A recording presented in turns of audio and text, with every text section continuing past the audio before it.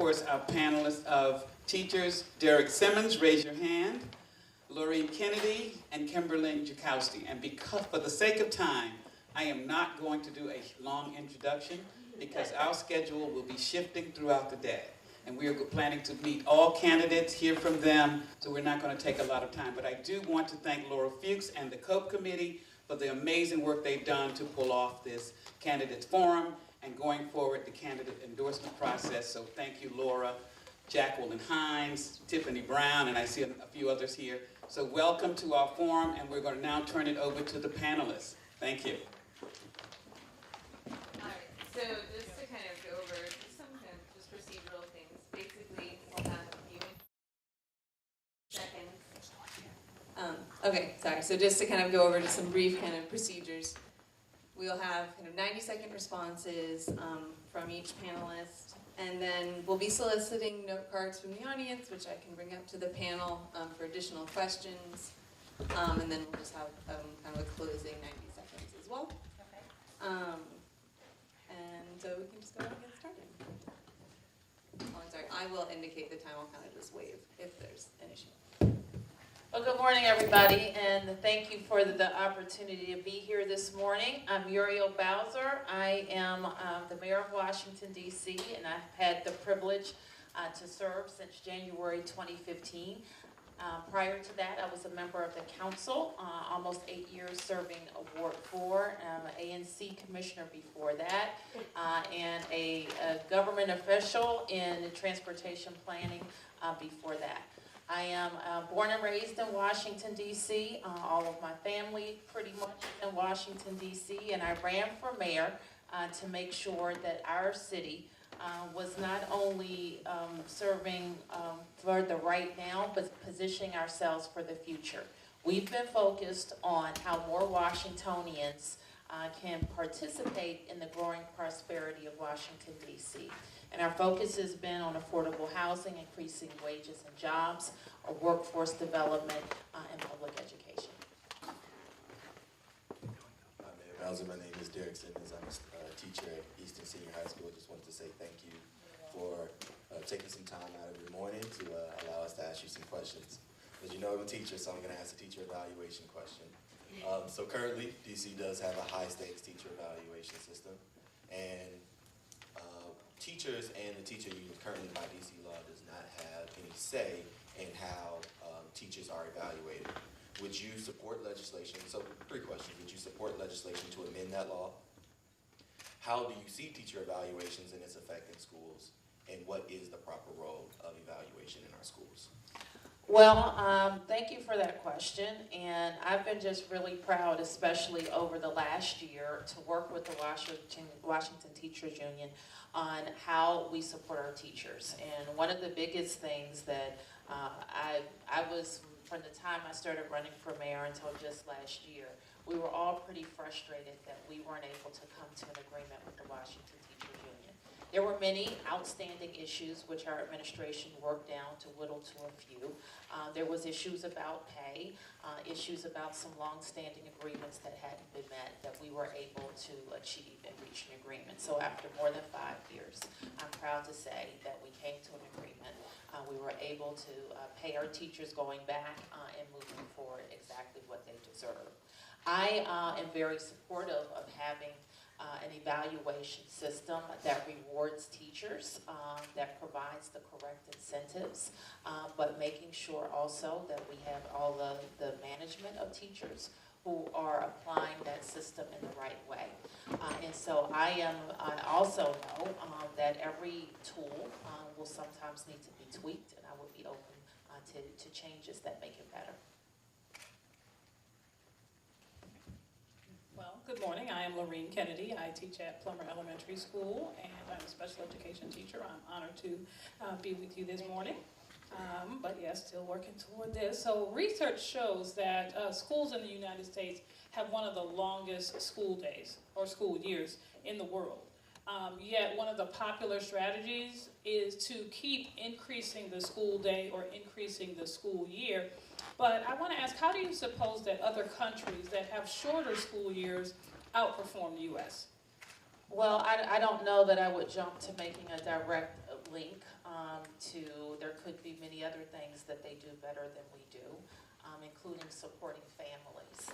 And one focus that we know, and we have been looking at very closely as it relates to attendance, is how do we support families and young people to get to school each and every day, and to make sure that they're prepared. And so in my administration, we committed to doubling the number of community schools that we have, for example. And we're getting there to that number of getting to more community supports. We're also looking to see outside of teachers and the academic needs, supports that kids have in schools. What are we doing in the school each and every day, or even routinely, to make sure those social and emotional needs are being met. We do also know, and we have an experience right in our own city of different school calendars. Sometimes they're extended year or extended hours or inter-sessions, and we see in many cases those models working for DC children. We were proud to offer extended year at 10 of our schools, or 11 of our schools. And also proud to have the commitment of the teachers and staff at those schools to offer extended year.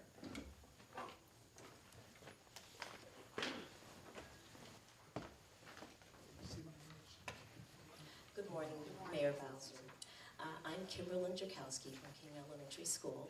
Very nice to see you this morning. The school district's budget has always been a bit of a mystery. Will you demand transparency and require the school district to simplify the way it communicates its budgetary priorities? You know, I have also always been a fan of getting early input on the budget and frequent input on the budget. I think you know that in my tenure, I kind of reset the public engagement process for budgeting in the district. All the years that I was on the council, you know, with 2 mayors I served with while I was a council member, they each did it the same way, that they would develop their budgets, and then they would send it to the council, and then they would go out to the public to ask the public what they thought about the budget. We've done it exactly the opposite way. So once my agency directors have had an opportunity to think about the priorities that they're going to present to me, and we are kind of gelling the budget, but not finish the budget, I go out and do public engagement forums. I've now done, in every of the years that I prepared the budget, this is my 4th year, 3 public engagement forums across the city. And we ask residents to help us in budgeting as well. We have also paid attention to the individual school budgets and working with the school teams to try to get those budgets to them earlier and earlier. We were able to do that this year as well. We probably need a little bit more help, and you could give us some assistance here, because I think you said it right. It's not that no one is telling people what's in the budget, but we may not be presenting it in ways where it's digestible, and for school communities to really look at those budgets, drill down, and give us the best recommendations and advice. So we're always looking for ways to do it better. I created a budget tool that my agency directors use, that the public can use as well, that people can, in very intuitive ways, look at how different buckets of money can be invested. And I am willing to bet we can do the same for schools.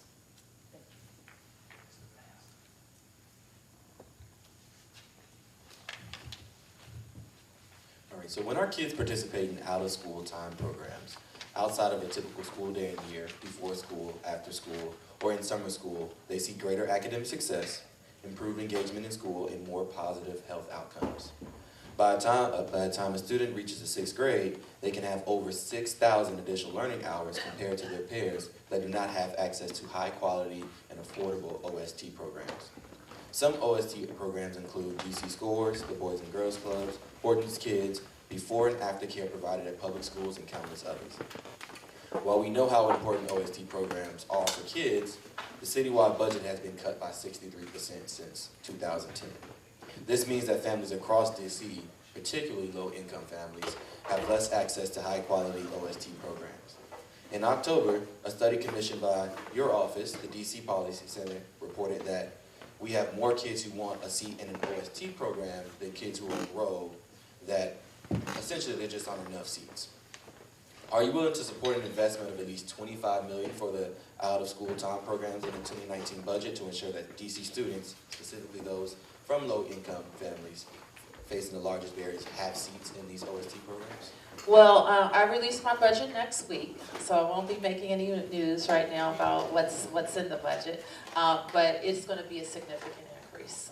And I think we should all regard how we get up to out-of-school time in not just this budget, but in every budget. So we will see a significant increase in my recommendation to the council. And I think that we will see it in a lot of different ways and a lot of different agencies. So we have a lot of our agencies that can support out-of-school time, including DPR, including libraries, IC, and schools. We're also very focused on what families have been telling us about their school-age children, out-of-school time, but also that 0 to 3 time. Because the out-of-school time question is about academic enrichment, but it's also about affordability. Because what families will tell us is all of this will dictate how affordable DC is to them. It's housing, it's them having a good job, it's them having a great school, great parks and recreation facilities, access to after school, before school, and summer, and childcare. And so with a city that's growing as fast as ours, the population is growing the fastest is babies. And so we know that we have to prepare our systems to be ready for all of those kids. Okay. Well, as you alluded to, you said it took over 5 years for DC teachers to get a pay raise. And you even began to expound on it. So I'm asking, I guess, for a little more clarity. Why exactly did it take 5 years for teachers to secure a new contract? And what can you do as mayor to ensure that our contracts are respected and that the negotiations finish in a more timely fashion?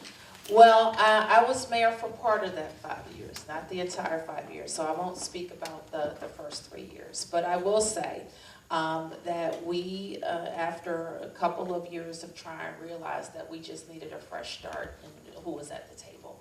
And I think once we changed from our end, who was at the table, we made progress pretty quickly.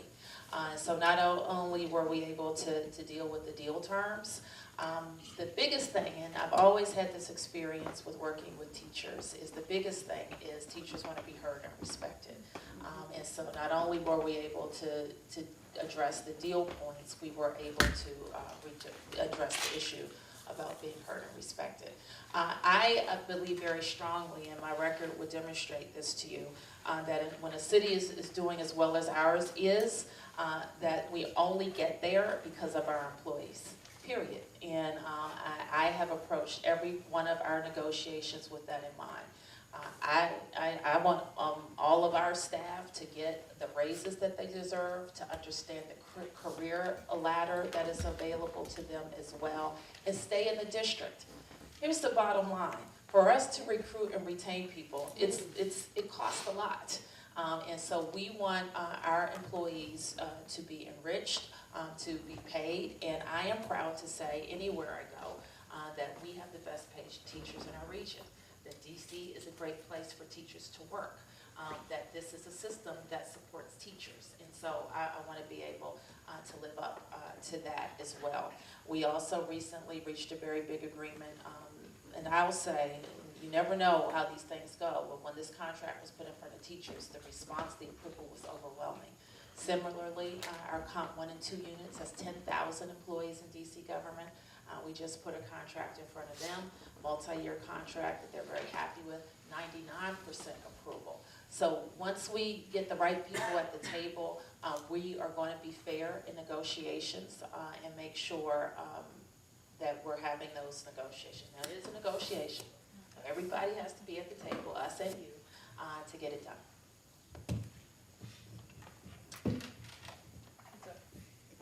Okay. The school system was converted to mayoral control about 10 years ago. Today, we are dealing with years of scandal, cheating on test scores, graduations, unwarranted dismissals. Where do you stand on mayoral control, and would you support bringing back a school board that had the same authority that it had prior to mayoral control? So I firmly believe that our system is in a very different place than it was 10 years ago, and to the good. I know for sure that we have attracted more families. We have gained their confidence, and the improvements and the positive trajectory for DCPS also has greatly contributed to the renaissance of Washington, D.C., and that's hugely important. I recall, and you probably do too, that we had trouble opening schools on time. We had buildings that were falling apart. We had missing school books frequently. We didn't have enough teachers on opening day. So all of those things were very negative for our system. I think we've also, this system has been successful over the last 10 years at developing very big ideas that have attracted not only attention but the confidence of our students and their parents, and I think that's hugely important. I think the last several months have been revealed some things that weren't working. As I like to say, a Band-Aid was kind of pulled off. We showed that we didn't have enough of our students attending. We weren't tracking it properly. We hadn't given our teachers the information well enough about how attendance affected grades and grades affected graduation. And then we just weren't honest about the numbers. But we are. And so I think you know that I ordered an evaluation that dug all into every detail, and now we have the facts. And now that we have the facts, we're going to be able to present the most true numbers that we have in my tenure, so that we know exactly where each and every one of our students are. I think the system of a single line of accountability with the mayor and the council and the support of our State Board of Education to opine on policies and new policies that affect our students is the way to go. And I firmly believe that the investments that we have seen in schools is directly related to that system of accountability with the mayor and the council and the State Board of Education providing policy advice. We have not seen, and you will remember this, the type of investment that we've seen year over year in DC public schools prior to this system of mayoral control and council oversight.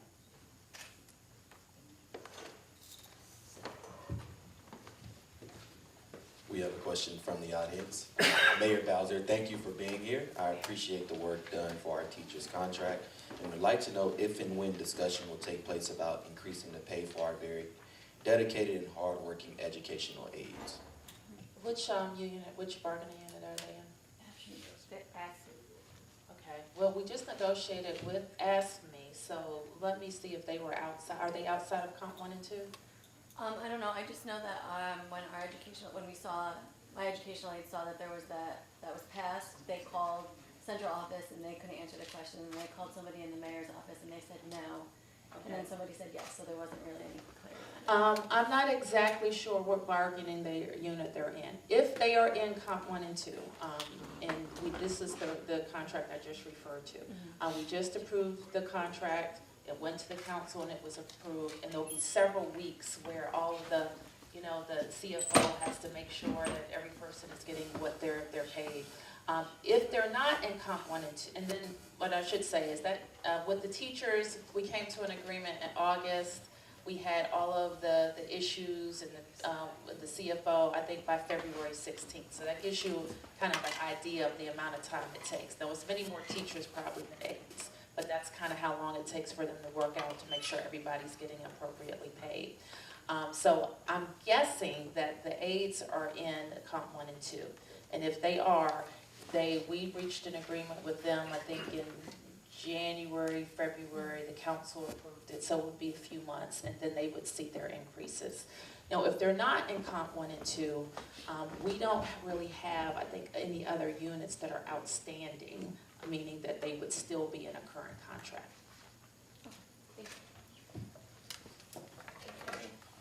Being a Ward 7 teacher, I do see that we have income and racial inequality, and I believe it's growing in this city.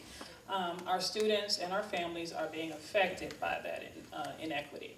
And so over 3,000 of our DCPS students come to school each day from homeless shelters. And research has shown that over time, that the poverty has a major impact on academic achievement.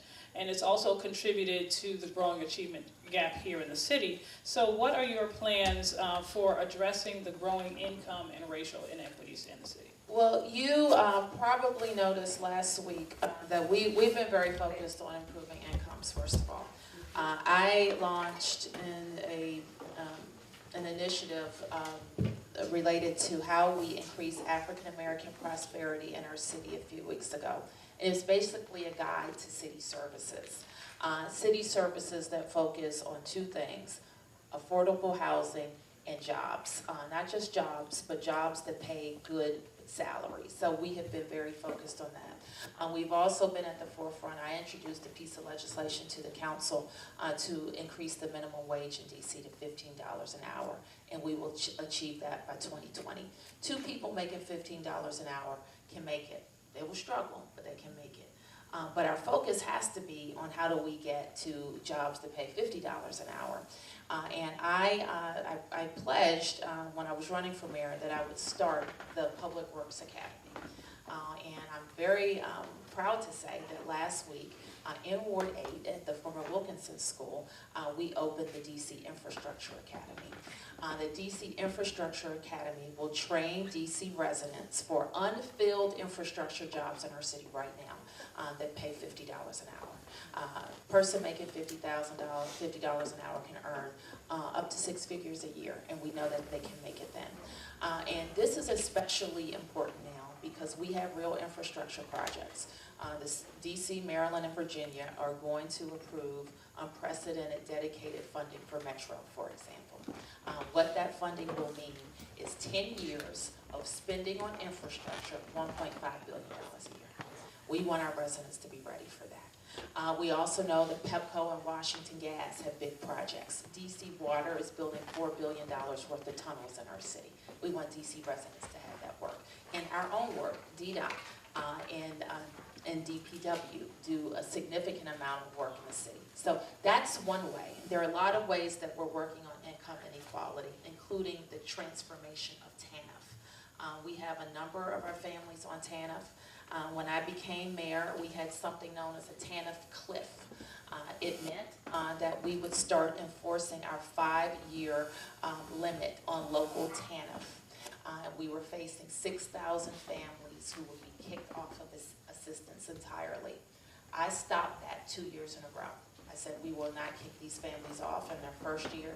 We will not kick them off in my second year. And in my third year, we had transformed the system.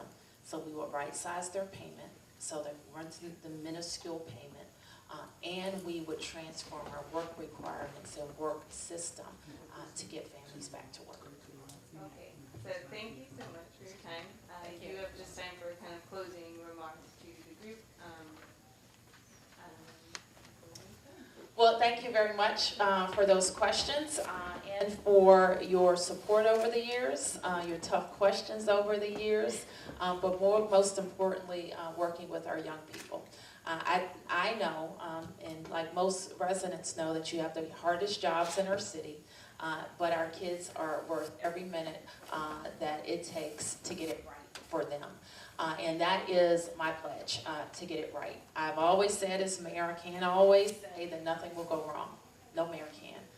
But I can say I'm going to put the information in front of you as I know it, work on a system to get those things done, and return our system to being able to focus not just on the nuts and bolts, because we have to fix some of those, but also on the big ideas that are going to mean real transformational change for our students.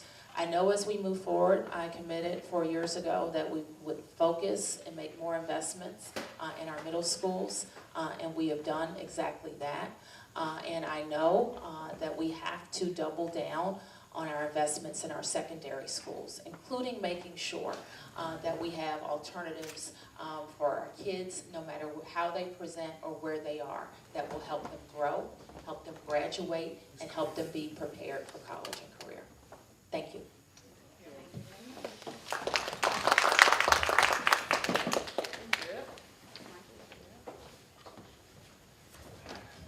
We'll be down here, as I said, I'll have a 30 seconds, so I'll let you know when a minute has passed, and then please do respect the time. If you don't, then I will have to interrupt you, and I will apologize for that, but I will interrupt. It's the teacher in me, and I'll be keeping the time. We go ahead and just start at the far left of the table, and we can then, but we can.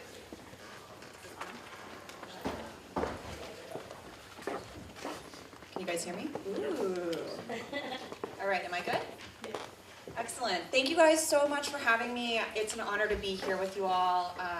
My name is Lisa Hunter. I'm running for Ward 6 council member, and education is a passion of mine, and I'll tell you why. Because I'm the product of a public school education, I'm also the only former teacher in this race. And so I've been in your shoes before, and I know how important and how hard you all work. And I can empathize and sympathize with some of the challenges that you're facing in teaching your students. And I share your commitment to shaping our future generations. You know, one of the reasons why I jumped into this race is because I have a 15-month-old who will be in public school very shortly. And I intend for her to go to Ward 6 public schools through 12th grade. And as a result of that, I also think it's really important for us to have in our legislative body somebody who's actually taught and who has classroom experience. And so, you know, I've seen tremendous economic disparities in our public school system. You know, 94% of white third graders in the district are reading at or above efficiency, whereas only 36% of low-income Black students are reading at or above efficiency. And that is outrageous. And so as a former literacy teacher, I'm committed to you. My pledge to you is to listen, to engage, and I want to make sure that you all feel empowered to approach me and be you know, a partner and collaborative. So thank you very much, and I appreciate very much the invitation to participate today. And good morning to everybody. I want to welcome you all to Ward 5. I'm Kenny McDuffie. I'm council member for Ward 5, and I'm running for re-election. Look, I think we just need to really focus on how we get back to basics. I've had conversations with several teachers, students, parents, throughout the course of my time on the council of the District of Columbia. And we need to be looking at the things that work, making sure that teachers have the resources they need to teach, and making sure that students have the resources they need to learn. We have invested lots, to say the least, in our buildings over the years, which has been a positive thing.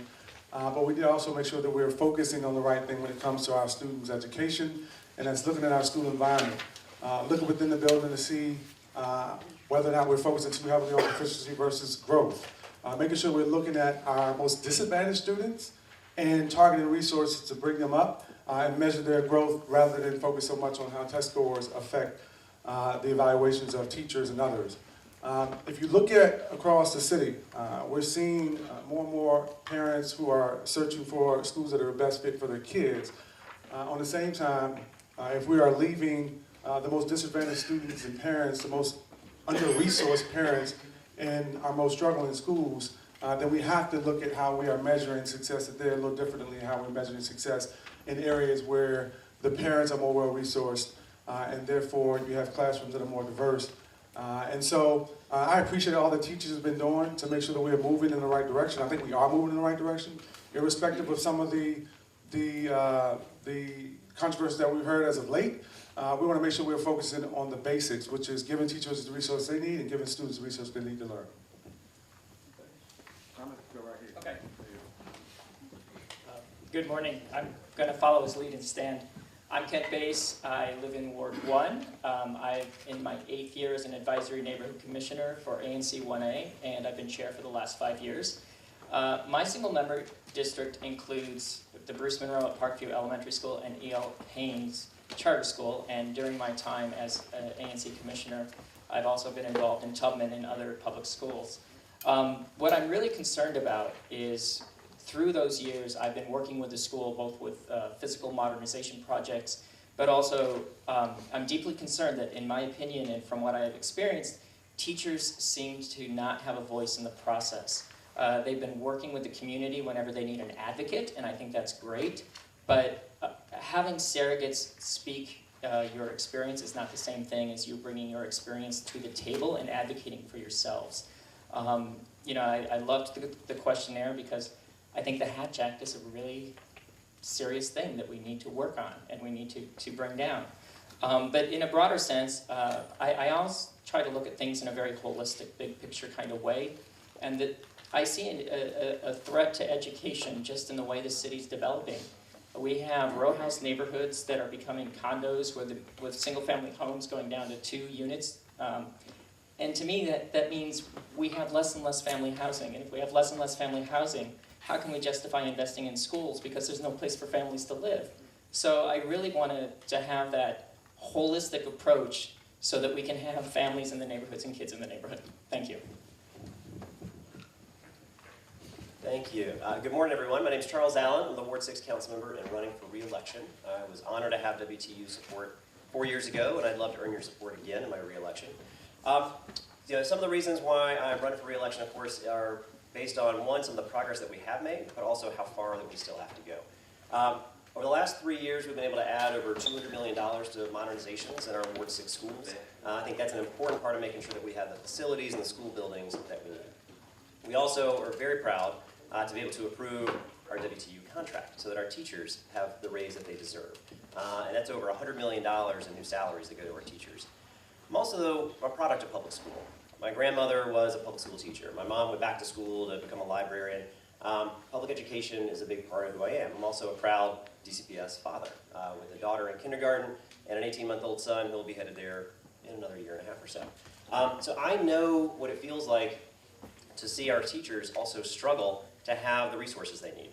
Whether that's going to be on making sure they have the resources to make sure every child has what they need from a social-emotional perspective, of making sure you have the resources in the classroom to take care of those students, but also to the resources where I get a list of all the things that I need to go out and purchase as a parent to make sure that the teacher in the classroom has what it needs. That's not acceptable. We need to continue funding and making sure that our schools, our teachers, our educators have what they need, and continue to have your voice strengthened and empowered throughout our process, whether we're working with our LSATs, whether we're working with our school leadership, and when you're working with your council member. Thank you. Good morning, everyone, and I'd like to thank the Committee on Political Education for inviting me here today. My name is Lori Parker. I'm running for the DC Council Ward 1, and I'm running to actually bring stronger leadership to the ward.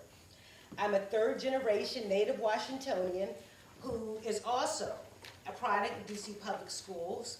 I care very much about education and have done so throughout my career in public service.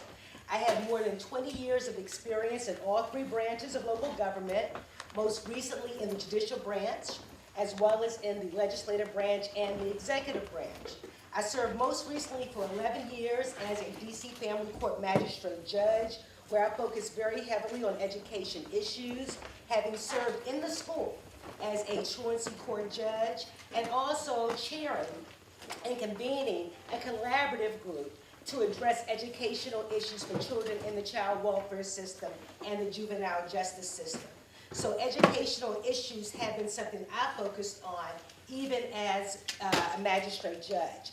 I also have a great deal of inspiration in terms of my educational aspirations because my mom, who's also a DC Public School alumnus, actually started her career in early childhood education.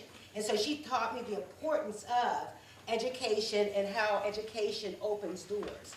I believe that we need to continue focusing on supporting our teachers so that our teachers can do the best they can to serve our students in a positive way.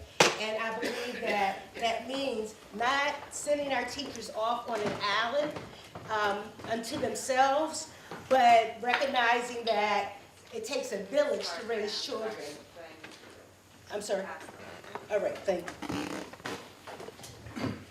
Good morning, everyone. I'm Bradley Thomas. I am currently the chair of ANC 5E, which includes the area that we are currently sitting in here in McKinley.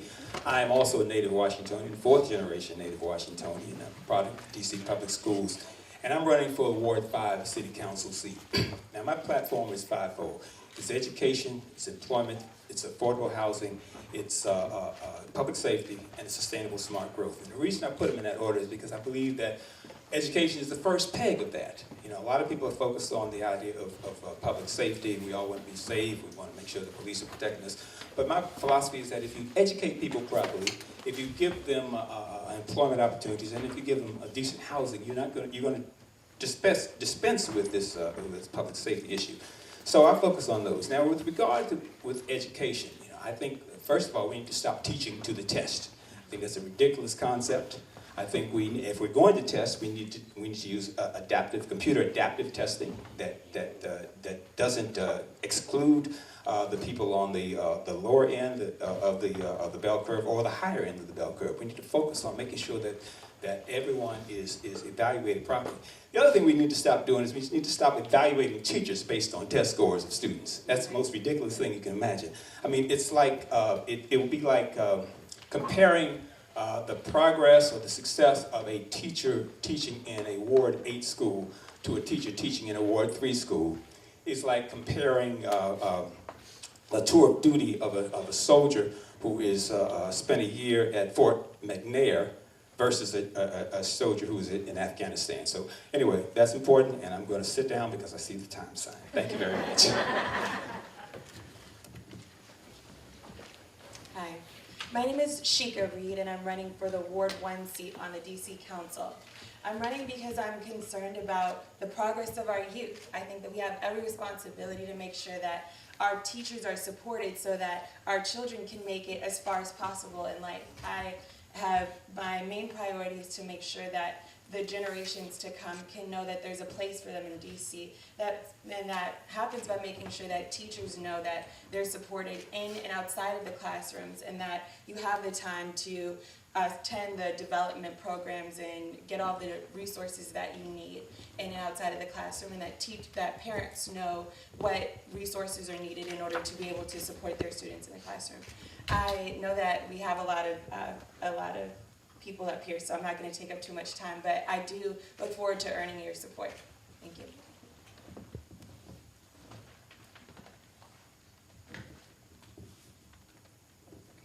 Good morning. My name is Brianne Nadeau. I am the Ward 1 Council member. I am running for re-election because while 4 years ago the voters overwhelmingly sent me to council to work on affordable housing, education, public safety, and supporting our small businesses, we've come such a long way, but there's still more to do.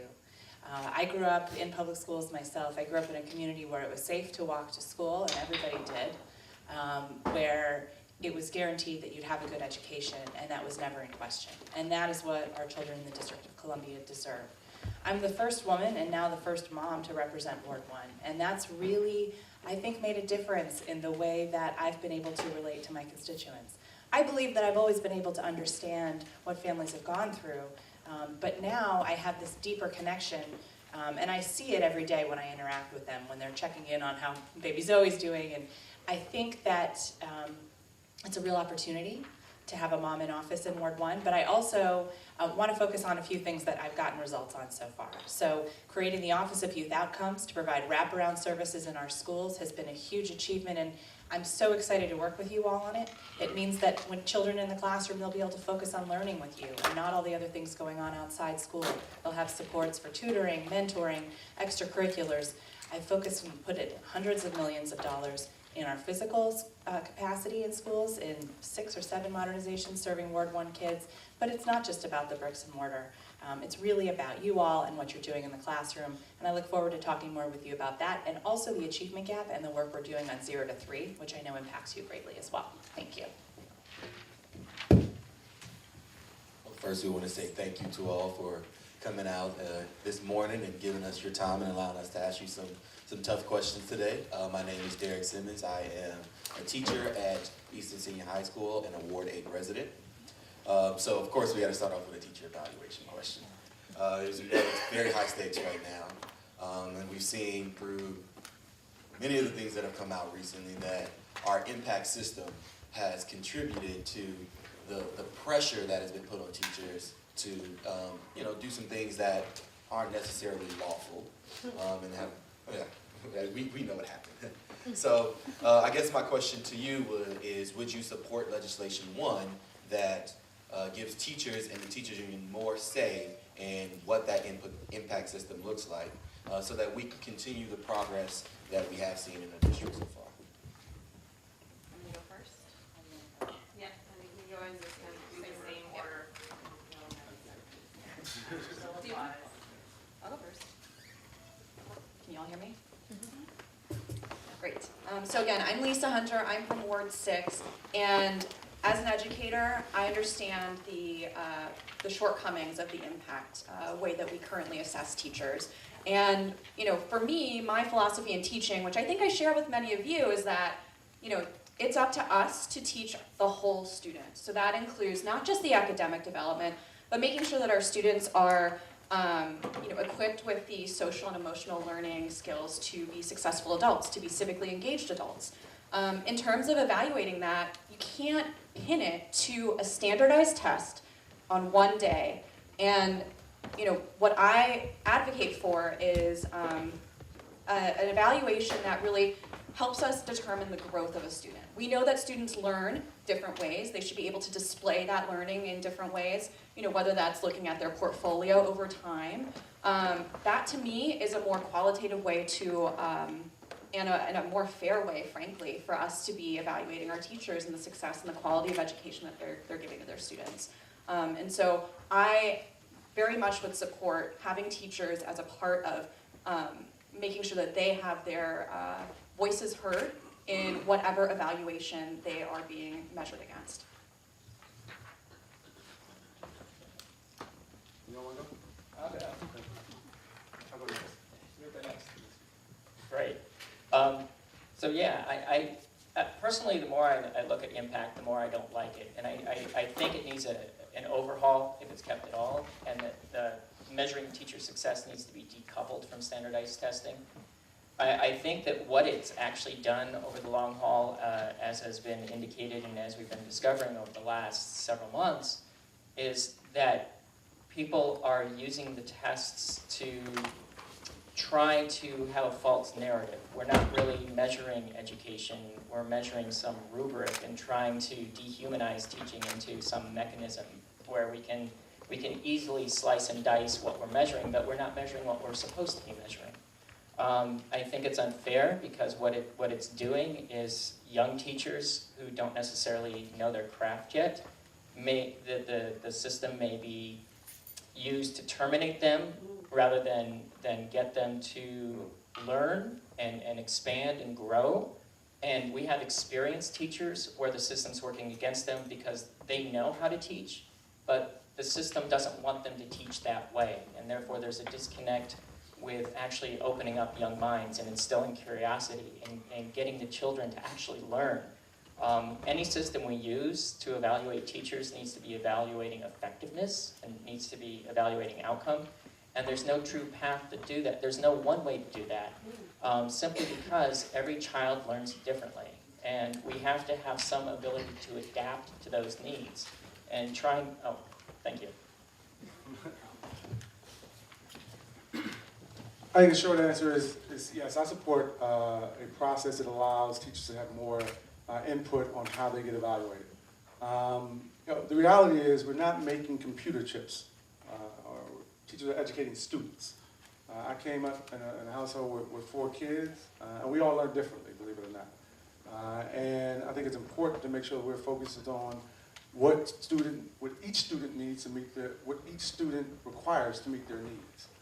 In other words, there's a baseline that we need to start with, and if you're trying to measure success based on test scores, then you're going to get a different outcome, for example, at Stanton, than you might get at Jandy. And I think it's important to recognize that and make sure we're focusing on where that baseline is as a kid comes in, so you can see how they grow in a given period of time. And I think you measure teachers based on that, looking at the outcomes of these students, and not just simply looking at proficiency across the board or things that don't really get to the heart of how we're educating students. I forgot to mention that I graduated from DC Public Schools as well, and didn't go to college right away, but my siblings who graduated from different schools all learned differently. It was important for our parents to find the school that met our needs, but I think it was also important to make sure that there were teachers who recognized the resources their kids need to be educated. And so, yes, I think teachers should have more of an influence in the decision-making process to decide how they get evaluated. Making sure that the focus remains consistently on outcomes, but not simply outcomes across the board based on proficiency. Thanks. And Derek, thank you for your work at Eastern. My daughter's over there right now. But I appreciate that, and I've always enjoyed the work that's happened over there. And, the short answer is yes. I absolutely would support that legislation, and I think that's why we want to have our teachers and educators have so much more of a powerful voice in this. I know whether you want to talk about in a high school classroom or in my daughter's own kindergarten classroom, every single child is unique. Every single one has a different way that they learn, a different way that they grow, and in many cases, they came in at different places. So when we talk about the achievement gap that we're trying to attack on so many different fronts, we have to recognize that the kids coming into the classroom are not all starting from the same place. And if we build a metric where we are evaluating every teacher as if they all come in, they're not pre-programmed, they're not computer chips. We have to be able to measure growth. We have to be able to have that be the tool. I want to see how does each child grow, whether I'm looking at my daughter and how I want her to grow, whether I'm looking at any other kid in the classroom.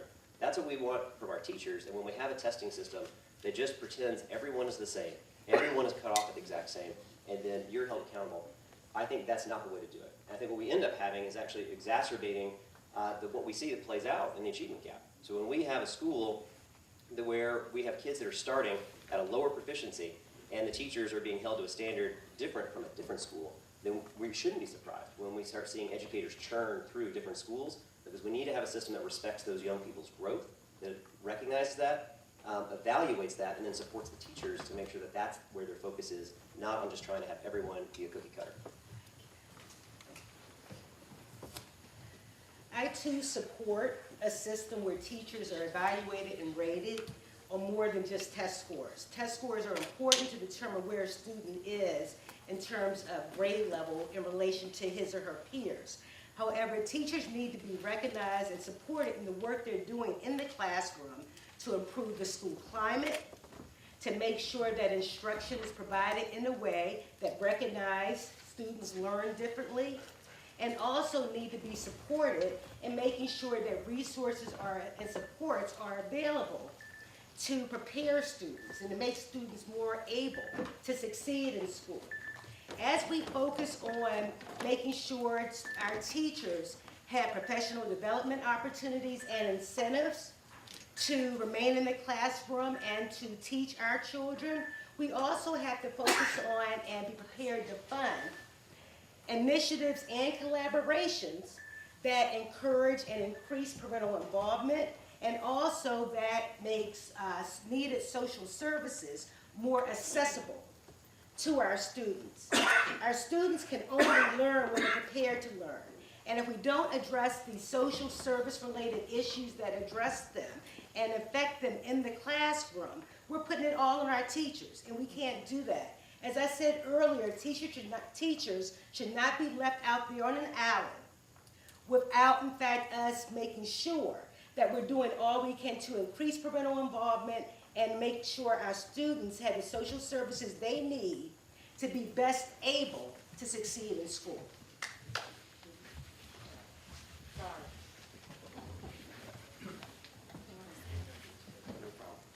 I was just thinking that if anyone was to answer your question in the negative, I think they'd probably just have to leave this room and take off.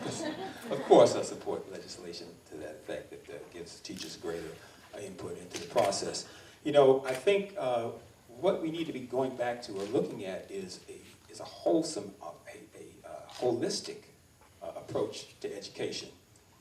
I happen to have several backgrounds. I'm an attorney currently. I was an electrical engineer at one point, a musician, off and on. All those things are linked, and they came from the education I got in DC public schools. One of my best friends in college has gone on and had a career as an outstanding design engineer. He was also a fantastic organist and pianist because music is mathematical, engineering is mathematical.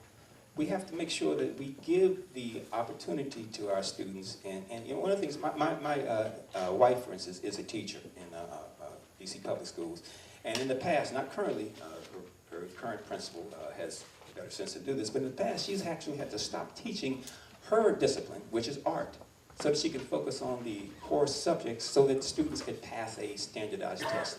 That's got to go. That doesn't make any sense. So yes, I do believe teachers should have access and input into the process.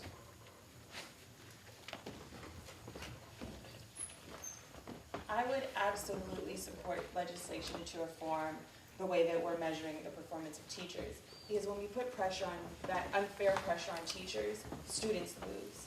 And so the reason why I'm so passionate is because I think we can come up with comprehensive forms of evaluation. When we're only measuring the performance of teachers on standardized testing, we're not evaluating the poverty levels that children face at home. We're not evaluating the challenges that children deal with in getting to the classroom every morning. It's not reflecting truancy rates, and we're not reflecting the access to technology that children have in the home place. So if we're going to have to measure the performance of teachers, we need to make sure that we are comprehensively evaluating all of the factors that children are dealing with and contending with before they get to the classroom. So that's all. Thank you. Oh, you have another one? Okay. You got it.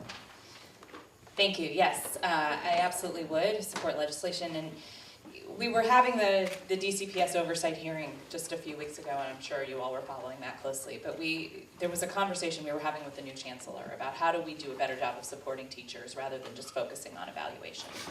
So I think starting that conversation with the new chancellor, now unfortunately we have to start fresh again, but is a really important piece. But we have done a good job, we're getting better over the past few years of acknowledging this achievement gap. We do that through providing additional at-risk dollars to schools that have a high population of children who are struggling. We do that by funding programs like the wraparound services I was talking about, and in this year, we're all pushing for $25 million more to support kids in and out of the classroom so that when teachers are working with children who have extra needs, they can actually focus on the learning rather than all the other things that are going on in and out of the classroom. So we certainly always need to be constantly evaluating ourselves, right? Every one of us needs to be evaluated. Politicians get evaluated in elections. We all get evaluated. But you can't be evaluated based on testing when there's so much else going on. So I 100% agree, more input in how you're evaluated. But I think we start from a place of acknowledging that there are these gaps and that we have to find better ways to fill them, and that tests are not a gauge of how successful a teacher is being, but of all that is going on with each child. And they should be a guide for how we support the children and not how we gauge the teachers. Thank you.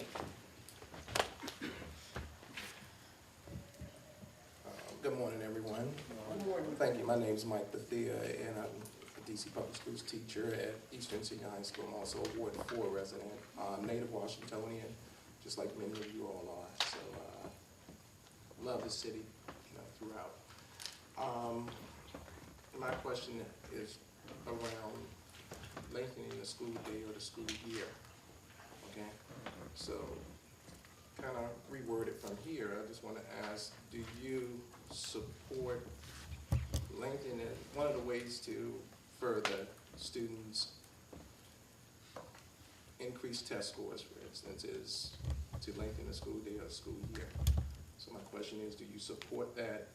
If so, why? And if not, then why not? So lengthening the school day or the school year. We don't have to go in the same order. We can go the other direction. So we have two. Is that this microphone or something else? Is that okay? Okay. We have two extended year schools in Ward 1. Well, that serve Ward 1. Raymond is just over the border. And I do support extended year because I believe that we have seen there is evidence of learning loss over the summer. But I know that that can be hard on teachers, and so I think that we need to do it in a thoughtful way. I think when that was rolled out, not everybody was quite on board yet. So I think we need to keep pushing on evidence-based ways of closing the achievement gap, like extended day, extended year. But we need to look holistically at how that impacts our whole system, the teachers that have to extend their year, that have to be in the classrooms, and what extra supports they need. So I think we can do it, but I think we need to be more strategic about how we do it in supporting our professionals.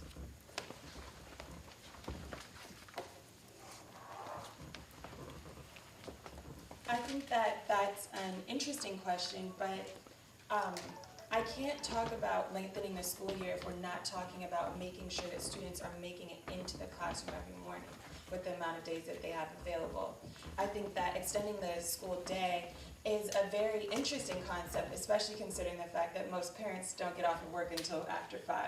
So that's something to be considered and to evaluate, but I would advocate for making sure that we're looking at all ways to support students with wraparound services after school and throughout the summer. And if we are to extend the time, what would be the specific amount of hours that would really improve students' performance? So I'd like to evaluate it further, but I do think that we do need to put a lot of effort into making sure that we have more support for students to get to the classroom every day. I think I'm next. I don't know about extending the school day, but in terms of extending the school year, I mean, our school year is based on an old agrarian system where people used to work farms, and so they had to have the children home from the beginning of the growing season in early June until the harvest season in September. That doesn't apply anymore. The reality is here in America, not just DC, but throughout America, we are way behind the more progressive countries of the world in terms of the school day. Yes, we should have extended. The other reason we need to have an extended school year is because some of our children rely on school to eat. Their meals, their breakfast, their lunch, dinner occur during the school year. So children go hungry during the summer when they are out of school. So yeah, we should extend the school year. We should bring it to a more a modern concept of school today. So yes, I'm in favor of that. I believe that the Washington Teachers Union and its members need to be involved and actively involved in this discussion, and that there should be a commitment to making sure that any change in lengthening the school day or the school year should be part of the collective bargaining process, because it does impact teachers and their livelihood. I also believe that to the extent children aren't prepared or haven't satisfied graduation requirements by the end of the school year, there should be an opportunity to make that time up in summer school. But again, it shouldn't impact the collective bargaining agreement, and those summer school programs, to the extent they're needed, should be adequately funded and take into account the number of children in need of those services. But I do not believe, and I would not advocate for, an arbitrary extension of the school year or the school day. Thanks. Also, thank you for your work at Eastern. Appreciate that the Ramblers are so well represented. To me, this is a question that's kind of a yes and. And what I mean by that is that for many working families, the school day already goes till 5 o'clock. I think about 2 working parents and my daughter. She is over at J.O. Wilson until about 4:45, 5 o'clock every single day. So that school day is extended. So to me, it's the question of the how do you get to that space? Especially when we're trying to think again, when we talk about the achievement gap, how do we find every minute and every hour of the day to help our students be able to succeed? We want that to happen, and part of that answer can be an extended day and extended year. The question again is and how do we get there? And I think that our educators and our teachers have to be a part of that solution. There's not going to be a single approach to every single school and every single student that's going to work. And I think that the WTU and our teachers have to be a part of how we achieve that. But right now, that day is extended. For many families, it is running until 5 o'clock. Absolutely, it is a place where kids are getting, I know my own daughter is getting the experience of arts education in the afternoon. She is getting all kinds of extra curriculum that helps make her a better student. And every child needs to be able to have that. The question is going to be, how do we have our DCPS educators be a part of that? And how do we also make sure that it's an equitable experience for all students so that they are all getting the challenge and support that they need in those extra hours in the day or in those extra days within the year? I'm going to probably bank some of my time for a later answer because I don't think I need as much for this one. I would say, look, the achievement gap has been one of the most persistent challenges that we've seen in education in any city USA. And so I think we need to introduce innovation to trying to solve intractable issues. I did it with public safety when I chaired the Judiciary Committee with the NEAR Act. And I think when it comes to education, extended day, extended year are things that should be on the table, but they have to be bargained for. I think that we have to include the entire education community, parents, teachers, others who care about it, obviously elected officials and others to weigh in on this, because I think it's got to be a process that includes the folks who are going to be participating in it, but also the folks who are invested already in classroom learning. And so I would say I'd love to see it on the table, but I think it needs to be discussed in a way that's robust and gets the input of the folks who are going to be most impacted by it, which are teachers, parents, and students. So, interesting question. The way I would approach this is I can get behind it provided that we have some other understanding. Is the extended school day or the extended school year actually going to result in better outcomes for the students? I think that's critical. If we're just extending the day because we want something else for the children to do, that's the wrong reason. I also think that the teachers need to get behind it. And what I would be interested in knowing is, do the teachers support either of these concepts? And if they do, will their pay increase because they're doing more work? I'd also like to know, is the reason we're doing this because our current testing, just to see if we're proficient at testing, is this creating the outcome where people, the children aren't learning? And so is extending the school day or the school year trying to address an approach we've undertaken over the last several years that isn't producing the outcomes we thought? So if it's not trying to address a broken system, if it's not trying to put an increased burden on teachers, and if it's going to increase educational outcomes, I can get behind it. But I also know, and my father taught high school, my grandmother taught elementary school, my great-grandmother taught in a school, one-room schoolroom. They like their summers off. And sometimes teachers have summer jobs because the pay for a teacher is what it is. And so would we be harming, I want to do it as long as there's a positive outcome all across the board, but all the voices need to be included. I'll stand for this one.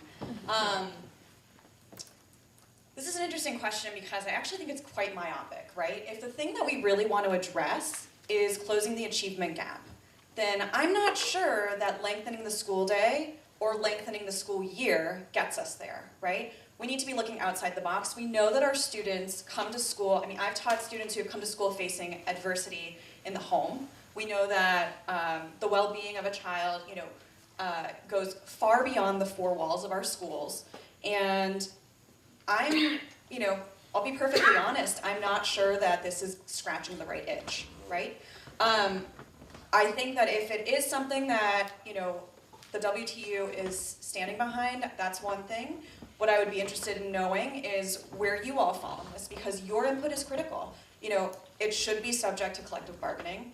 I fully recognize that our teachers are working tremendously hard at educating our future generations, and there's a lot of teacher turnover as well, and we don't want you all to burn out, and making sure that you all are comfortable with whatever path forward we put in front of you is critical.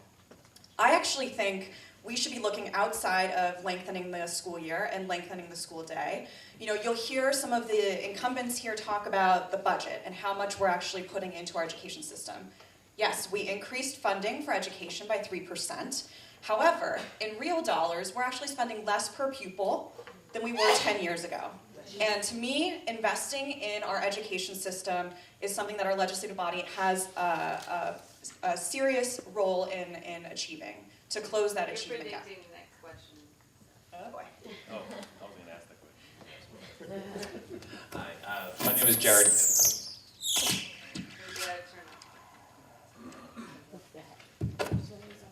No, I think I got it. My name is Jared Catapano. I'm a teacher at Lafayette Elementary School. I have kind of a big picture question for you. So, teachers in DC public schools often feel like their voices are not heard from the mayor's office, particularly. These teachers are often on the front lines when it comes to knowing what works best for their schools. Yet the mayor, and at times the DC Council, sometimes doesn't seem willing to hear from teachers as experts on these issues. So my question is, what will you do specifically to engage DC teachers to gain a deeper understanding of what schools need?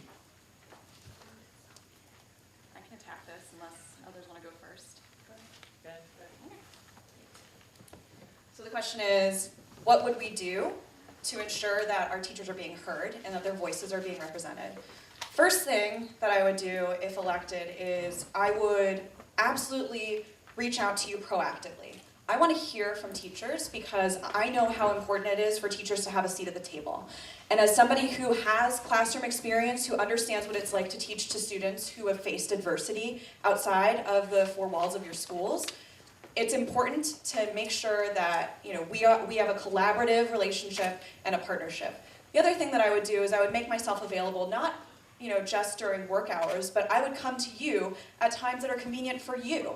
I want to make sure there's an open dialogue. And furthermore, I fully expect that teachers will incorporate a sort of feedback loop. I am standing before you as a former educator, as somebody who wants to be a partner to you. Because for me, I have a daughter, she'll be going to public schools very shortly. And I want to make sure that you all have what you need to succeed.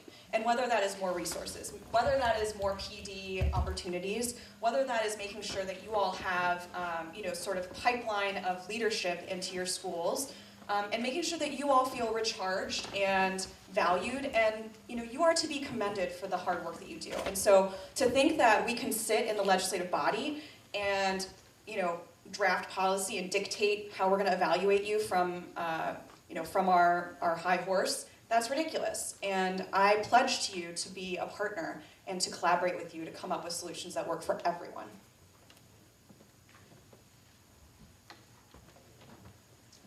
I think it's about just being as transparent as possible and making sure that everybody understands that there's an open door policy. I would hope that the residents of Ward 5, the parents and students who are Ward 5, the folks who teach in Ward 5 schools understand that's been my policy since day one when I came to the council in May of 2012. And making sure that we are interacting with the schools that are in our different wards, or if you are large around the city. I spend plenty of time throughout the course of being on the council making sure that I visit schools pretty regularly. In fact, just this week I had an opportunity to stop in and chat with teachers and students over at Burroughs, also Wheaton, as well as Noyes. And so I think it's just making sure that we have an opportunity to have that dialogue and making sure that we attend to the extent they have them in different wards. We have a Ward 5 Council on Education, so making sure I chat pretty routinely with Kashana and talking with other education stakeholders who I know have been active throughout this process. And so I have an open door policy, whether it's reaching out to Liz, they're going through CBA process for teacher pay raises, making sure that things are going well, seeing how I can support, to making sure that when these huge issues come up that are impacting teachers and students like ESSA and the discussions that were happening in Odyssey, making sure that the door is open for those types of communications and conversations. And I think I've done that for the last 5.5 years and would love to be able to do that again on behalf of the residents of Ward 5 and teachers and students in the system. Sure. So one of the things I've done from the ANC that I would be carrying over is I'm extremely responsive, I'm very engaged, and I'm very inclusive. And so I was asked a few weeks ago if I would have an open door policy for people to come to the Wilson building, and my response was, well, of course, but that's a hurdle. Requiring people to come to me is a hurdle. I believe in going out to the community. I walk my neighborhood all the time, and I talk to people wherever I find them. So you would definitely have a seat at the table, but more importantly, I think what you also need is an advocate so that you can have your own voice heard. And this gets back to something I said earlier where I think we need to revisit the Hatch Act. I know that as an advisory neighborhood commissioner, we were once hatched. We're not now. That allows us to have far more participation than we used to. And as much as I understand your issues, and as much as my family, had a number of teachers in it, I can never say eloquently what you can say. As you indicated, you are doing it every single day, and that experience is a critical missing piece in the advocacy today. And we have to give you your voice back. And if it means that I have to spend a significant amount of my time to do that, that's a great use of time, right?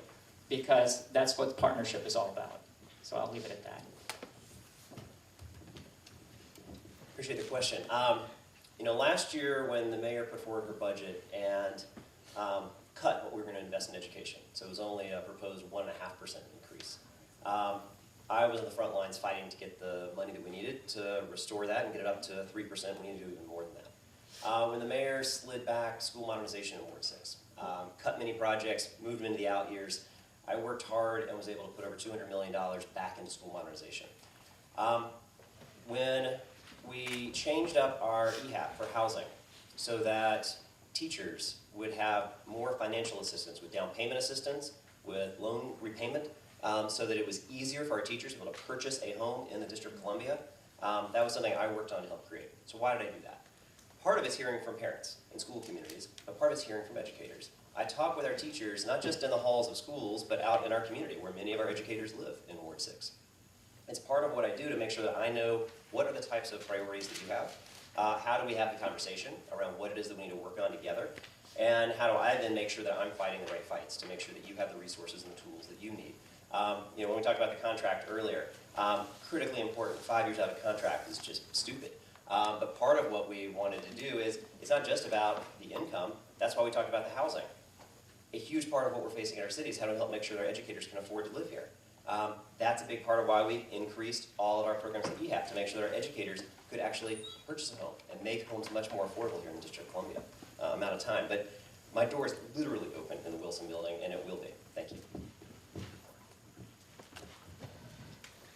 Thank you.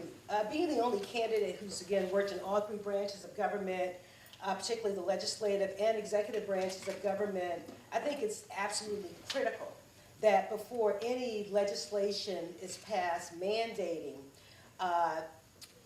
any change with respect to our school system reform process, we have to have teachers as part of that discussion, and organizations like the WTU to represent teachers with respect to these issues. I just don't understand. I think it's irresponsible to actually weigh in on an issue or to pass legislation impacting the entire school system without hearing how it would impact the individuals on the front line, and without hearing about what it would cost to successfully implement any legislative mandate. To pass legislation without it being adequately funded is, to me, not good. It's not responsible, but it also leads to system failure because you have a mandate out there that clearly cannot be met because it's not funded.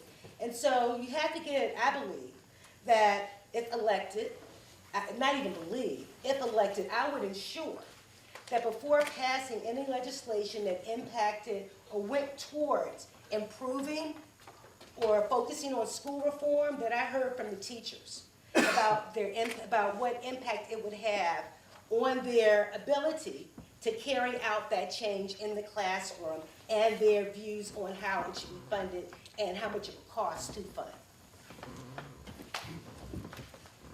Yes, I have some very clear ideas with response to your question. First of all, I think we need to return control of the schools to an elected school board. I think that school board ought to hire a professional superintendent, not a mayoral appointee.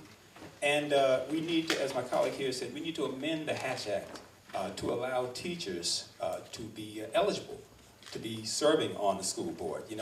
6 years ago, I was an advisory neighborhood commissioner at that time, and I also chaired a forum of candidates for Ward 5. My colleague here, Kenny McDuffie, was one of the candidates at the time, and several other people. I could not run at that time because I was an advisory neighborhood commissioner, and the Hatch Act prevented it.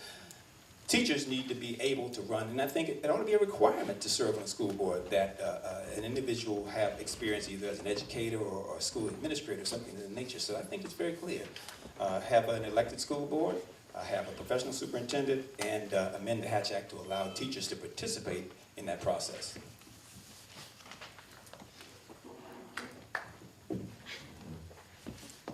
I appreciate that and echo that sentiment to make sure that we are empowering our school board and making sure that we are concentrating the power within the educational system within our communities, because no one understands better what the experiences of teachers are than those who are who are living them every day. But personally, as council member, I would host quarterly breakfasts in our communities to make sure that the teachers and parents in the schools can come and communicate and really open up those doors so that we are aggressively focusing on hearing about the experiences and challenges that teachers are dealing with in the classroom. But I would make sure that that I visit schools regularly, get to engage with the kids, see what programs they are being employed in their schools, but also after school and throughout the summer, and finding out what additional support teachers think that students need to perform better in the classroom. Thank you. Thanks. So I'm a grassroots person and I come from a union background, and I want to put that out there. I grew up in a family, my great uncle was murdered trying to organize the longshoremen. My mom organized the nurses in 1977 in Detroit. My uncle was a union leader with the electricians in New York, and so that's where I come from in terms of my roots. And I've been working on campaigns and in communities since age 11, knocking on doors and really getting out there, and got my start in DC on the Neighborhood Watch, the Neighborhood Association, the ANC. All that is to say that a lot of people think this job is really about the high-level policy issues. And to some extent it is, because those are things that move us forward in the long term. But the part that I like best is being in community. And I have learned so much from just being in the schools, from the various committees I've sat in with teachers and parents at Murray Reed, at Bruce Monroe at Parkview, at Garrison, now at Banneker. That's where I've learned the most about what we need in our schools. And that's what really keeps me going, is being out there and with people. And going to them, I think, is often the best way to reach. So I've always enjoyed being invited to sit with WTU over the years to talk about issues, and I want to keep doing that with you. But I also like going out in the community and in the schools. And I do have an open door, but I do believe that you shouldn't have to travel to the Wilson Building to have access to your council members. That's why I do community office hours every month and make sure that I'm going where you are. So I would keep that up. Thank you so much. Oh, and we were all cheering for you on the contract. I just want to put that out there. So. All right, well, I know that went by really quickly. I mean, we do appreciate your time, really do, and I know it's crowded, and we apologize for that. But that is our time with all of you. So thank you for. Sure. Why don't we don't have time, unfortunately, to like make a statement though. So if everyone Ward 1, Brianna Doe. I'm Lori Parker, I'm running for the DC Council, Ward 1. I'm Lisa Hunter, I'm running for Ward 6. Kent Bass, running for Ward 1. I am Ward 5 Councilmember Kenny McDuffie, running for re-election. And I'm Ward 6 Councilmember Charles Allen, running for re-election. Bradley Thomas, running for Ward 5. Sheikah Reed, running for the Ward 1 seat and working to earn your support. Thank you all. Thank you. Whatever you need, but in here we're gonna keep it quiet so that we'll hear our responses from our. Alright, so welcome. This is the forum for our at-large candidates. Anita Bonds is hopefully on her way and will be joining us, but we are gonna get started at the times that we indicated. I will have a timer, which you may have seen, so you will have 90-second responses. We will start with introductions. You'll have 90 seconds to respond. I will hold up in a minute, leave 30 seconds left, and then that it is time. Please be respected. If you're too far over, I will go ahead and interrupt. We have our panelists who, when it's time for their questions, will introduce themselves. And we will stagger the start, so one person starts and the next person would start with the next question, and everyone gets to answer all questions. Are there any questions? Then we will get started with introductions. Whoever would like to go first. This thing on. How's it going, everybody? My name is Jeremiah Laurie. I'm running for DC City Council at large. My mom and my dad were both born and raised in Washington, D.C. My mom lived a portion of her life in a homeless shelter here in Washington, D.C. She also lived in the foster care system here in D.C. I have a father. Growing up, I lived with him. He couldn't afford child care, so he took us to his place of employment. I have two brothers who were in and out of the prison system here in Washington, D.C. because they couldn't find employment, and they also got into a lot of trouble growing up. And that's the reason why I'm running, because there are a lot of residents in Washington, D.C. who are going through the same issues that my family has faced. I believe that I could be the transformative candidate that really addresses inequality here in the district.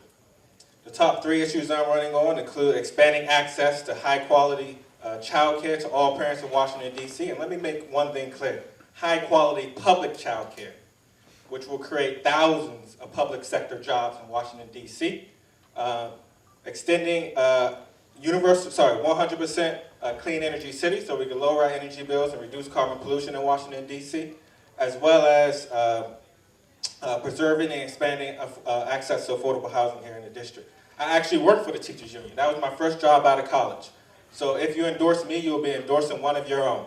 My top 3 issues include intramural control, empowering the school board, transparency and data, as well as universal child care. Thank you.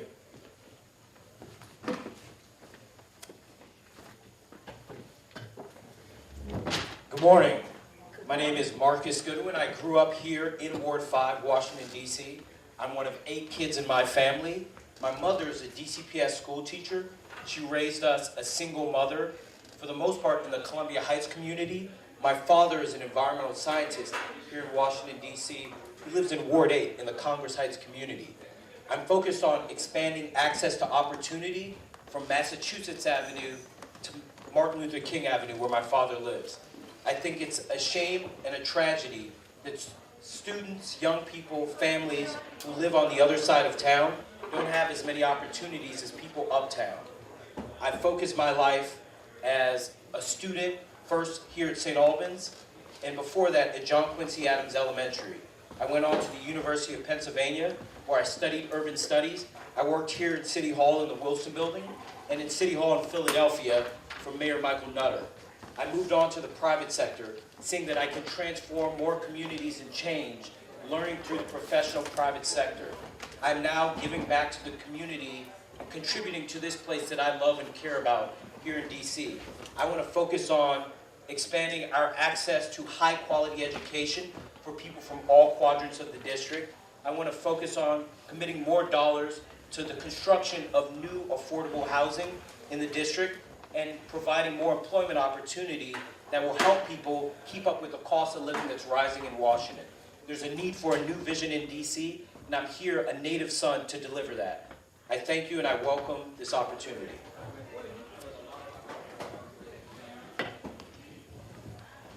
Thank everyone for coming. I am Aaron Holmes. I am running for at-large city council here in the district, and I'm running because I believe DC has an opportunity to be a leader in education in this country.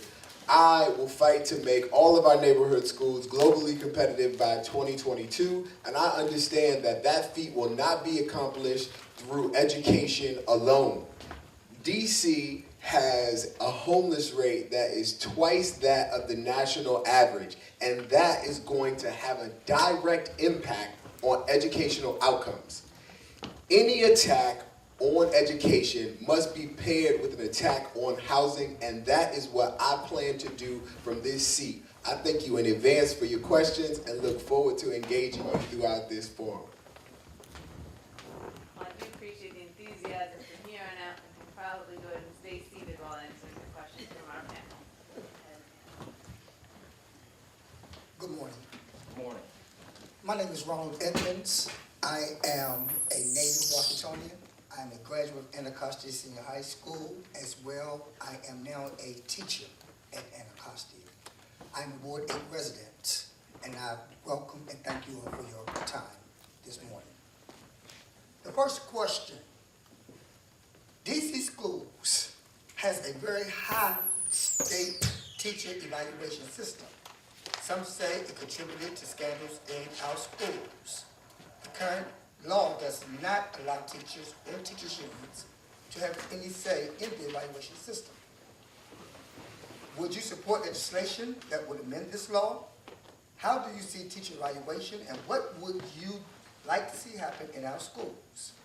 And finally, what is the proper role of an evaluation? Well, I'd like to start because my mother is a DCPS teacher at Lafayette Elementary, and I know that the evaluation system is something that's onerous, that teachers have to consistently think about, and a pressure that they're constantly under, and I'm sensitive to that. I think that the proper role of an evaluation system is to understand where you are and where you are at the end of the process. So if we're looking at the progression of teaching and how effective someone has been at the beginning and where they've come to be, then we'll get a better sense of how teachers are performing as opposed to a baseline rigid standard that everyone's held to. So I would absolutely support legislation to reform the evaluation system so that we see more progression of where teachers come to as opposed to a rigid baseline that everyone's really viewed or criticized under across the city. Yeah, I'm actually opposed to evaluating teachers on any of these narrow metrics, you know? As stated, they're too rigid and too strict. And I believe that they actually don't account for teachers' creativity and professionalism. I believe that they can't really account for a lot of the other issues that students go through throughout their lives. And so I'm against any of these strict evaluations placed upon teachers. And, you know, as an employee of the American Federation of Teachers, I also oppose these strict measures as well. And so, you know, I've fought for it, fought alongside teachers to, end these strict, evaluations, and I'll continue to work with the teachers unions to reform our evaluations going forward. So, Ms. Edmond, thank you for your question and the work that you're doing at Anacostia High School. I actually live a block away from Anacostia High School, and as a resident of Ward 8, it's important to note that I would be the city's first at-large council member from Ward 8, which says a lot about our city since home rule. To answer your question, I think that impact testing does have a negative impact on teachers who are teaching in communities that are challenged. DCPS and public schools around the country have generally assumed that all kids come to the classroom with everything that they need and just need to receive an education. Now in 2018, we know that that is not true. So not only do I support your voice in how teachers are evaluated, I think that we need to move to a more adaptive system. So in an adaptive system, we get to measure growth and then accurately represent the job that a teacher is doing. And that also gives us an opportunity to celebrate teachers who are doing magnificent work in schools that are challenged. We, from this dais, have to make sure that we're showing up for the people who show up every day, and that's students and teachers. So I will fight for you.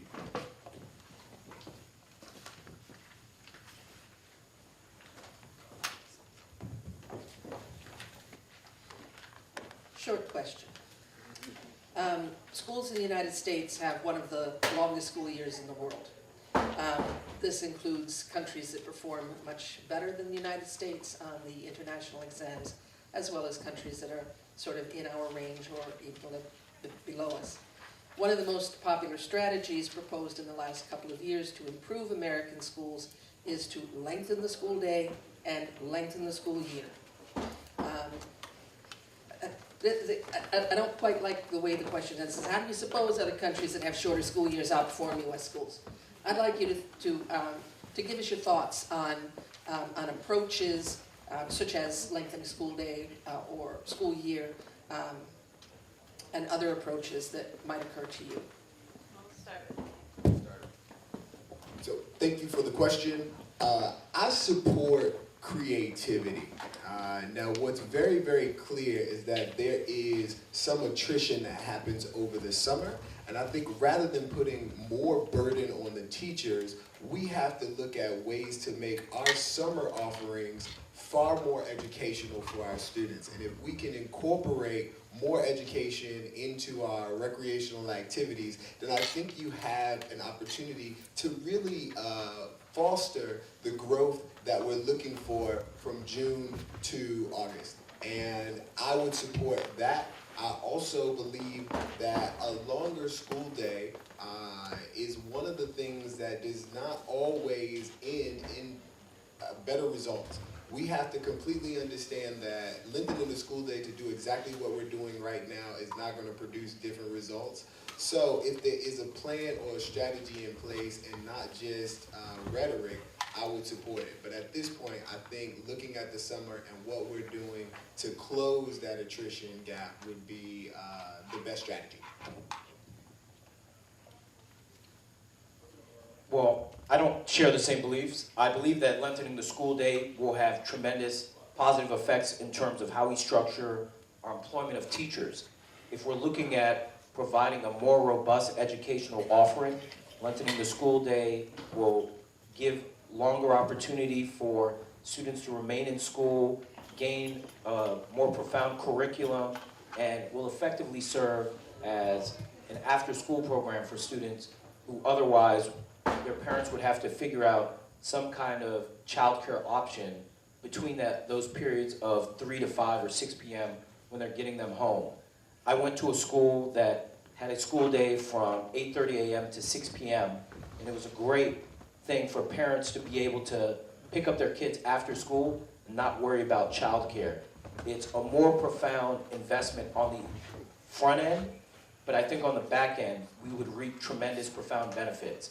That is, we would have less people engaging in activity that happens in that idle time after school, and you'll have more people who have time in a structured environment to focus on their schooling.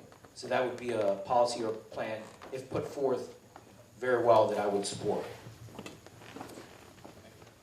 I remember when I was working for the American Federation of Teachers, there were a lot of school districts around the country, a lot of local governments around the country who were considering extending the school year without the input from teachers.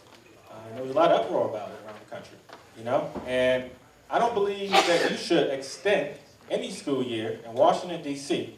without teachers at the table. I believe that's also something we need to discuss in the collective bargaining conferences as well. But at the end of the day, if teachers aren't at the table and they're not largely in agreement, we should not be extending the school year.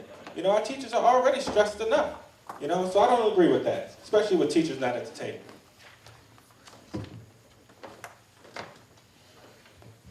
Greetings, my name is Alicia K. Russey. I am a teacher at Minor Elementary School in Ward 6. Nevertheless, I am a member of Delta Sigma Theta Sorority Incorporated.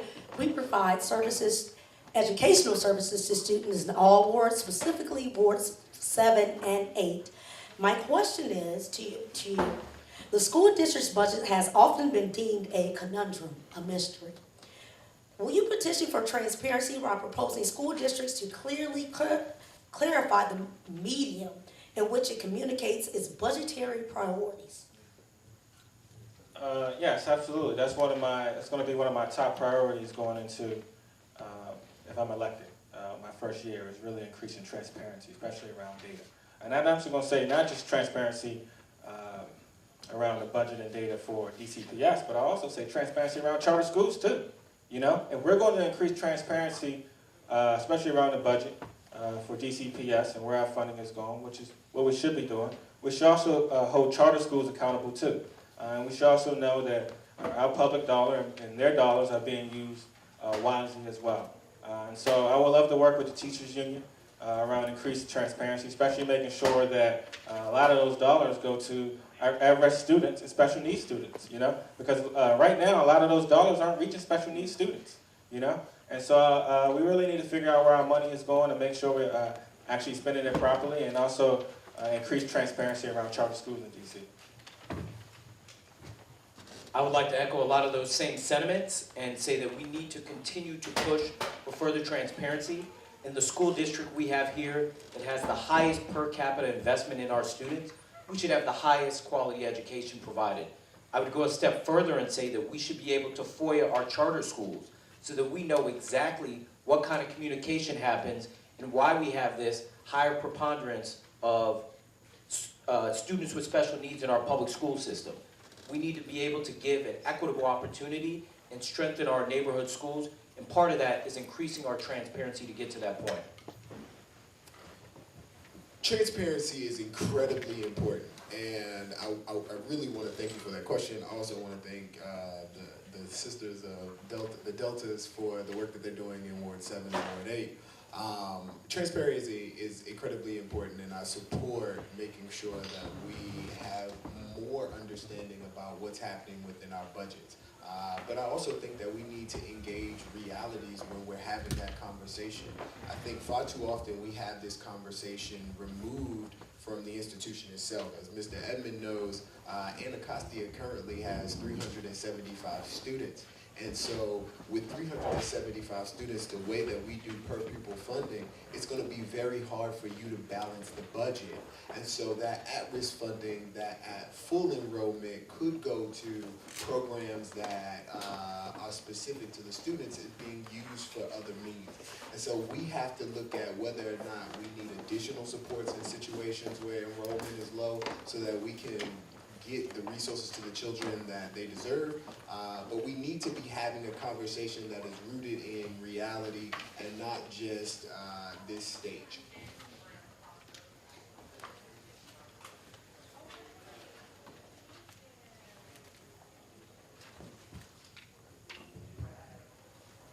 DC teachers had to wait 5 years for a pay raise. Why? What would you do to ensure that contracts are respected and negotiations are finished in a timely manner? Well, my mother being a DCPS teacher, I see the importance of paying people fairly for the skills and the amount of work that it takes to do the job of providing a high-quality education. 5 years is entirely too long.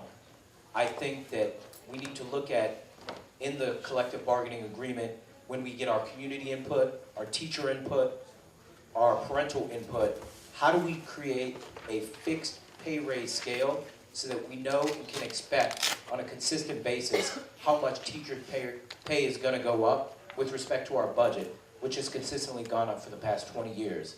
I think it's a reasonable expectation, especially with the cost of living in DC continuing to rise. My mother, a Washington resident, is in the minority at her school, where a majority of teachers and staff live in the state of Maryland. We want to be able to change that dynamic and provide the opportunity for everyone who chooses to be able to afford to stay in the district, and that is one of my foremost concerns. When the teachers were rallying for a contract in front of the Wilson Building, I was the only candidate there. I was not only the only candidate there, I was the only candidate that spoke out in favor of a contract. I've been with the teachers union for a very long time, on the picket line, marching, rallying, not just in Washington, D.C., but around the country to ensure that they get the wages and benefits they need. And I was the only one there, you know, especially the only one running right now. And so that's kind of like the council member I'm going to be when elected. I'm going to be right there using my platform to push the mayor, you know, to push the council to get it done, you know, and to work with teachers union president, work with the members to really ensure that them getting a contract is the #1 priority of our government, you know, because it's extremely important. They're educating our youth, and so they should be paid and they should get the benefits that they need, you know, as well as eliminating merit pay, you know, merit-based pay. I think that's really important as well. So once again, you know, I was the only one running I'm the only one running right now that stood with you when you were fighting for a contract, and I'm the only one going to be with. I'm going to still be with you when we you know, fight to renew that contract, and I'm going to make it my top priority. So over the last few years, I've started a lot of programs in schools. I've been in and out of school. The last time that I was in this room was on Constitution Day, talking about the 3/5 compromise with Mrs. Reynolds' history class. And there were no cameras there. I show up in schools all the time. And what I realize is that there are a number of teachers in the DCPS system who are doing wonderful work. And I really want to celebrate Liz and all of the work that she's been doing to bring the contract to fruition, and want to support you going forward. We need to keep that dialogue open. We need to make sure that we are incentivizing our teachers in between these raises so that they are continuing to do the work necessary to get our kids globally competitive in Washington, D.C. Thank you. I'm going to read you this question as stands. The school system converted to mayoral control about 10 years ago. Today we are dealing with years of scandal, roughly 10, a little more, cheating on test scores, graduations, unwarranted dismissals, etc. Where do you stand on mayoral control? Would you support bringing back a school board that had the same authority that it had prior to mayoral control? And you could be a little bit analytical in your answers to that. Oh, absolutely. Good? So I do not support movement back to the school board at this particular point. I think what we need to do is focus more on the students than we do the structure. To be 100% fair, we need a chancellor that is going to be committed to neighborhood schools, and that's what we should be pushing the executive to do. Now, the scandal that we're all familiar with when it comes to the chancellor is one that was dealt with far too slow, in my concern, as far as I'm concerned. When you look at the DCPS chancellor and his unwillingness to participate in his PTA to improve his daughter's education, rather he disenrolled her and put her in another school. And so if his voice is not going to change outcomes for students, why would any other teacher why would any other parent in the district join a PTA and try to change within?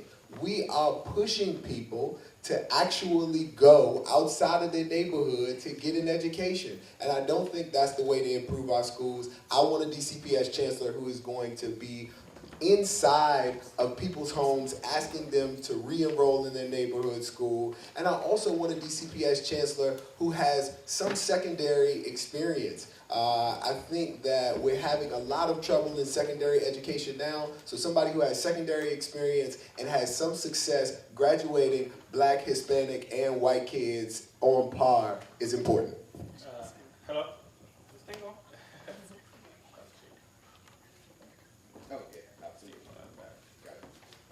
Okay, I believe I'm the only candidate up here who's for ending mayoral control of schools. Not only for ending mayoral control of schools, I'm actually for updating the Hatch Act to allow teachers to run for school board. I think that's really important. We need school board members who have experience working in our school system. And so that's going to involve updating the Hatch Act to allow teachers to run for office here in Washington, D.C. Because I would love to see more teachers on the school board. And once again, I'm definitely for any mayoral control and empowering the school board, putting more power back in the hands of the families and community members here in the district. We had a long history of a school board in Washington, and I would like to focus on, as a council, being more hands-on with oversight and review of our leadership, ensuring that our leadership is competent, ensuring that our leadership is high integrity. I think it is through having high integrity, competent leadership, what we have lacked with our most recent chancellor, will be able to increase the confidence that families, teachers, and community members have in our school system. I also would like to go further and ensure that we have leadership that's going to focus on increasing the enrollment in our public schools, which has gone down in the past 2 decades. I want us to see neighborhood schools strengthened to the point that when I go to doors, people aren't compelled to leave the city because they have young ones in their house. and they're not confident about the state or the future leadership of our schools.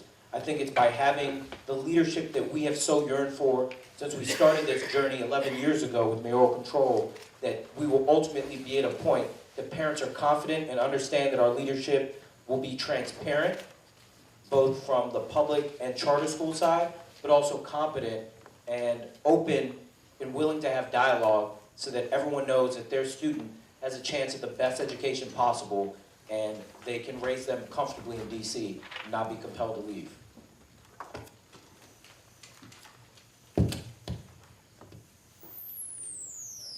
Thank you again. Alicia K. Alessi. Income disparities and racial inequalities are expanding in DC. Our students in our communities are negatively impacted.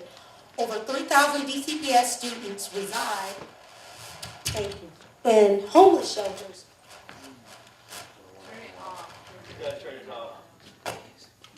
Turn it off? I can speak. I'll use my voice. Thank you. Research has constantly demonstrated that poverty has a huge impact on the academic and holistic achievement gap. It has also contributed to the expanding achievement gap in the district. What are your goals for addressing the growing income and racial inequalities in DC? Okay.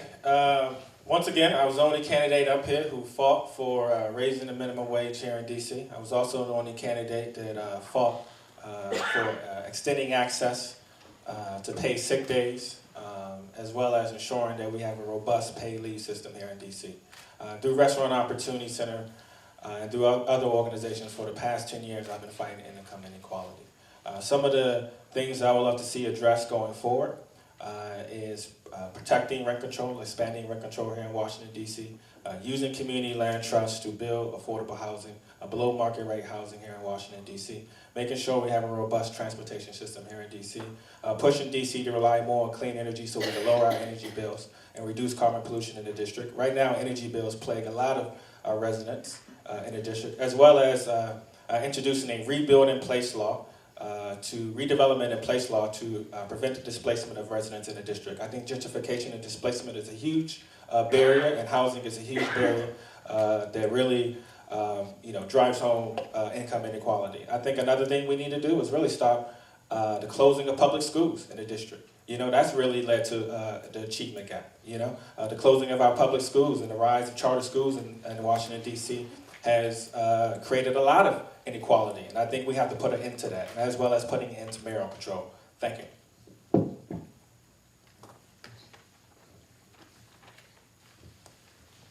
Well, I would also like to say that I am profoundly behind focusing on economic mobility so that anyone born under any economic circumstances in Washington, and I've seen from my own experience, can, through a proper educational system and focus like me and my siblings were, being raised by a DC public school teacher, can achieve anything that their heart so desires.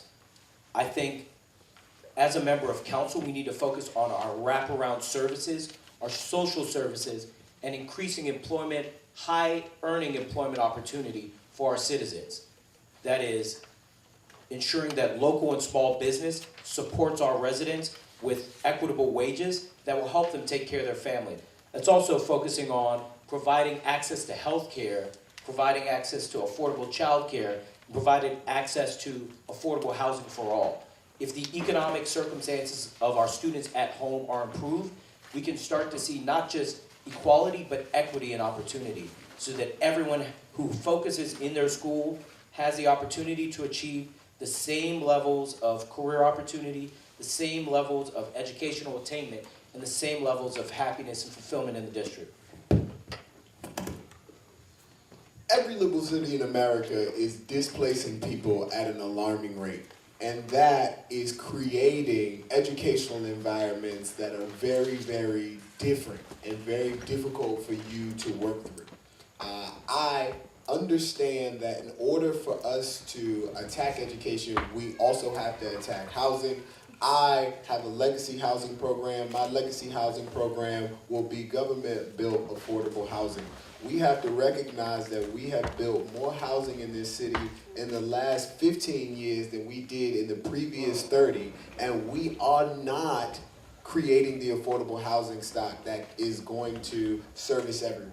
So, government-built affordable housing gives us an opportunity to not only create the diverse ratios that are within our value system, they also give us an opportunity to incubate businesses on a lower level that are local. The last piece, I think, too, because I can go on about that all day, but I know I have limited time. The last piece is workforce development. So you said something about income inequality and the opportunity market here in DC. Washington, DC subsidizes and trains a lot of people in blue-collar, male-dominated fields. And the reality of heads of households in cities, not just Washington, D.C., but across the country, that women are running households. Everyone sitting on this stage had a single mom.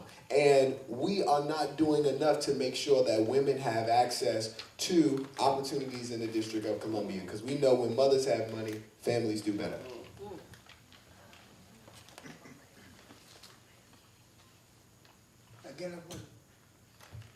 Again, I want to thank all three of you for your time, but we do have two immediate questions that do come from the audience. The first is, how will you improve upon the council's oversight of DC public schools as well as charter schools? Well, I think the biggest thing we need to take on is independent oversight and review of our schools. We need to see, separate from the council and the 81 district agencies we have locally, how are we performing now, where are our gaps in what we're doing poorly, what we're doing well, and how do we get to a point that we're providing high quality education and a strong neighborhood school system so that people are not compelled to leave. I see it every day when I speak to families. I'm not sure if I'm gonna be here in 5 years because I have a 2-year-old and I don't like the system that he's tracking into for education. If we strengthen our neighborhood schools and provide high quality, high competency, high integrity leadership at the head of our public school system, we'll start to create a culture and an educational structure that will help people stay in place and be confident about our schools.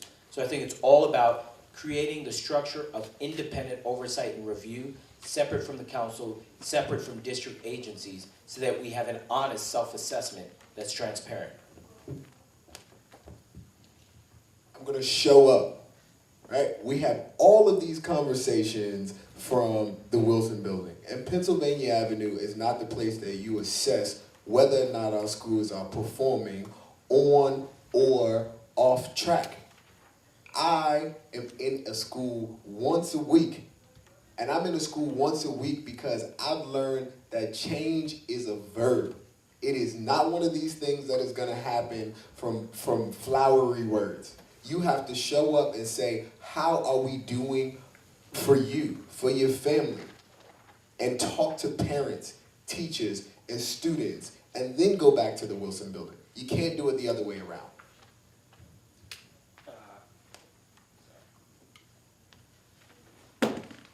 Yeah, I agree with what my colleagues are saying, and I think a lot of their answers, all of the roads lead to intramural control, you know, and put more power back into the hands of the community school board, you know. I think that's really important because, as Aaron said, a lot of the issues and concerns of parents and teachers come from out of the community, you know, and so we really need an empowered school board to really inform us of what's going on. You know, the council. I think another thing is going back to transparency as well. You know, as my colleague mentioned, I think we need to FOIA charter schools in the district to increase transparency, and as well as we need to be getting. I want to work with the teachers union to get a list of data and stats that we need on a yearly basis from the mayor's office. They should not be hiding it. You know, we should not find out from the media. You know. That information should be going to the council on a yearly basis. And that's what I would do.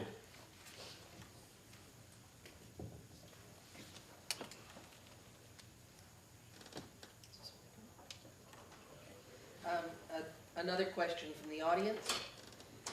Given our high rate of teacher turnover, how will you work to retain teachers, particularly veteran teachers? So I think this goes back.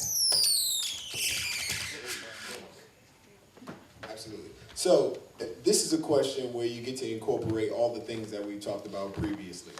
Talking about adaptive testing so that we are accurately measuring growth of the teachers based on student growth is something that I am in full support of. I think making sure that you retain senior teachers or experienced teachers creates a knowledge transfer or environments for younger teachers to actually improve. And so the more that we can retain our seasoned teachers, I think the faster the learning curve for those who are new. And so I 100% support adaptive testing and making sure that teachers in the District of Columbia are paid adequately so that they can remain in the District of Columbia. I'd like to echo a lot of the same sentiments, that it's ensuring that teachers are paid commensurate with the kind of work that they're expected to do. My mother works harder than me. My mother's more intelligent than me. My mother doesn't earn nearly what I earn. And that's simply a failure of our society and not fully valuing teachers for what they do and their important role in society. Ultimately, it gets back to us agreeing on a collective bargaining agreement from a council with teachers, with community members, and with parents to understand that in this context of a rising cost of living in our city, we need to be able to pay teachers so that if they so choose, they're welcome to stay in this city and that they're not displaced, and they are currently part of this at-risk population that we are losing, and this is part of the struggle of our public school system. I'd like to see that changed. I would say more classroom autonomy, ending merit-based pay, as well as having better trained principals that support teachers in the classroom. I think that's really important. I believe that our culture of accountability at all costs has really stressed out a lot of teachers in the district. And also going back to classroom autonomy, I would love to introduce legislation to give teachers more autonomy in the classroom. That's going to be my top priority going into my first year in office. Thank you. Another question from the audience. The previous deputy mayor for education has been from the charter school sector. Nevertheless, how would you vote to confirm another deputy mayor of education from that sector if nominated?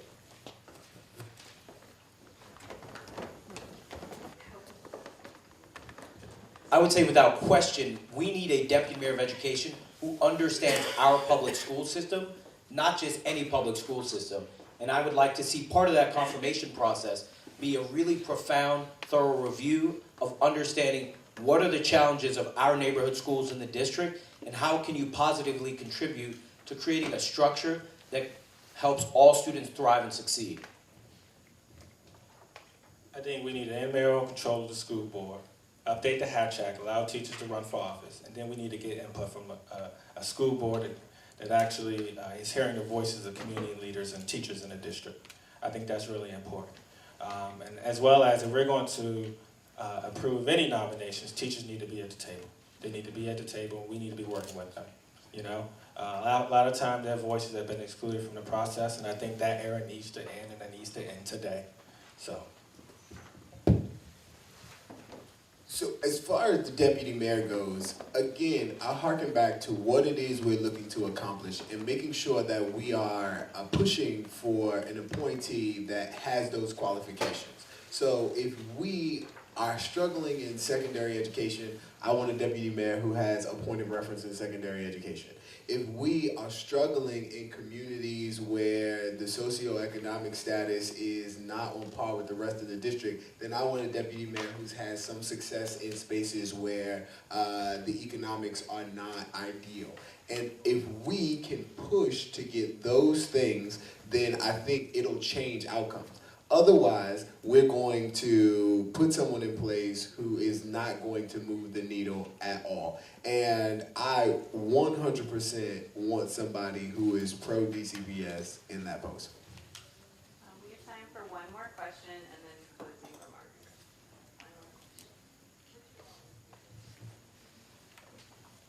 We have heard time and time again that teachers are the most important school-based factor in student achievement.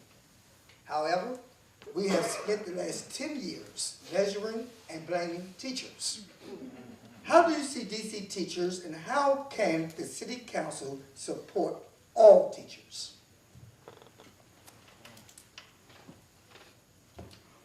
No, I hear you. Once again, it's a powerful question. Once again, I worked for the American Federation of Teachers. So I've been on the front lines, not just in Washington, D.C., but across the country, fighting alongside teachers, pushing back against these attacks. When Michelle Reed was in Washington, D.C., that's when I worked for the American Federation of Teachers, and I pushed back against her then, and I'm going to continue to be on the front lines with teachers going forward, I think it's really important to, if elected into office, I'm going to be a council member where I'm going to tell my legislative director, have you met with the Washington Teachers Union? You need to have a direct line to them. When it comes to the budget season and oversight, I'm going to sit down with the Washington Teachers Union and teachers and say, what's our plan? What's our strategy? Because we're in this together. I'm not separate from you. I'm a member of your team, And so I think another quick thing, I think we need to empower teachers. Give them more power. That starts with updating the Hatch Act, allow them to run for office. So we can have more teachers making decisions here in Washington, D.C. And I think that's really important. Another quick thing, I think we need to strengthen due process. I think that's really important. Look at all mechanisms to strengthen due process here in Washington, D.C. So we can actually empower our teachers. Thank you.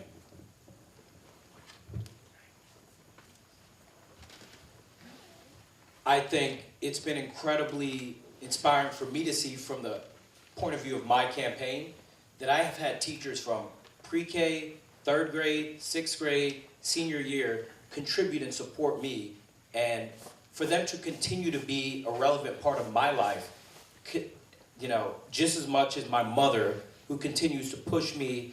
I've seen that educators are leaders in their community. So the things we need to do is we need to pay them better, we need to empower them, and we need to listen to them.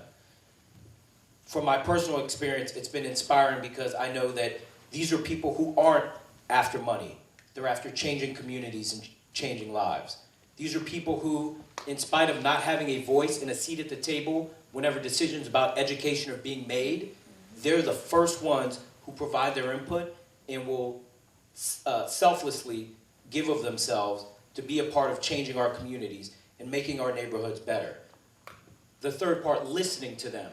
Listening to teachers will give us an accurate sense of how our young people are feeling, the challenges they're faced with, and how do we get better. So consistently engaging with teachers by paying them better, empowering them, and listening to them will make this a better DC community. Supporting teachers starts with looking at impact testing and what impact that's actually having on some of our worst performing schools. We have to support teachers who are growing our students. So again, I can't stress the importance of adaptive testing enough because it gives us a chance to celebrate teachers in schools that are not often celebrated. If you are growing your children, then you should be completely celebrated for the work that you're doing, and I fully support that. The other thing that I think we can do to support our teachers is actually show up for our teachers and the students that they're teaching. I started a program last year, 2 years ago actually, called Leaders Must Be Readers, where I take city leaders into a pre-K class and I have them read to the students. Not just so that the students can see folks who look like them doing work that they're not always available, that is not always available to them, but also so city leaders can see that 3- and 4-year-olds anywhere, right, are 3- and 4-year-olds everywhere. And we can't fail these young ones. And so I will continue to show up. I will continue to make sure that I am pushing for the kind of change that I want to see in the schools, first and foremost, and doing that right next to teachers. So, give you just another 90 seconds to say your final statement. Okay. Well, can I stay stand up. Is that all right, Teach? All right, I appreciate it. Bring back the So thank you guys so much for today. I appreciate you listening. I appreciate you asking questions. I am Aaron Holmes. I am running for DC City Council. I've spent a lot of time in schools over the last couple of years, and as I said earlier, change is a verb. We are not going to get our schools globally competitive by just talking about it. We are going to have to show up. We have far too many public officials who spend no time around students who say they know how to improve schools. I know that we need to stand next to our teachers. We need to engage them as stakeholders in this process and move towards a system that really makes every neighborhood school globally competitive by 2022. That's what I will fight to do. Thank you so much, and vote for me on June 19th. Thank you all again. I appreciate the opportunity to be here. It's inspiring to see that even on a Saturday morning, teachers are still at work. Growing up, I'm the only one on this side of the panel who attended DC Public Schools. For 8 years, I was at John Quincy Adams Elementary School, where me and my siblings attended and had the most fantastic educational experience.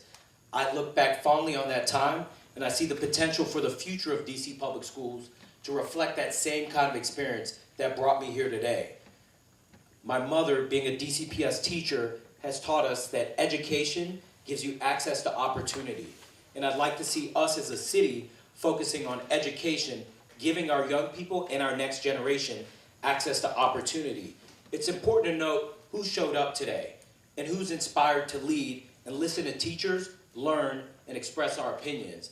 I hope that on June 19th, I earn the opportunity for you to even consider me to be on the ballot, but also to be the candidate at large who respects the thoughts of teachers, of parents, and students, and will push toward educational equity across our city.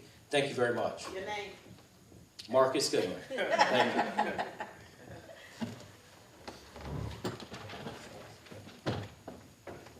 I remember when I graduated from college, I sent an email to the American Federation of Teachers, and I said there's nothing more that I want going forward than to work for the Teachers Union.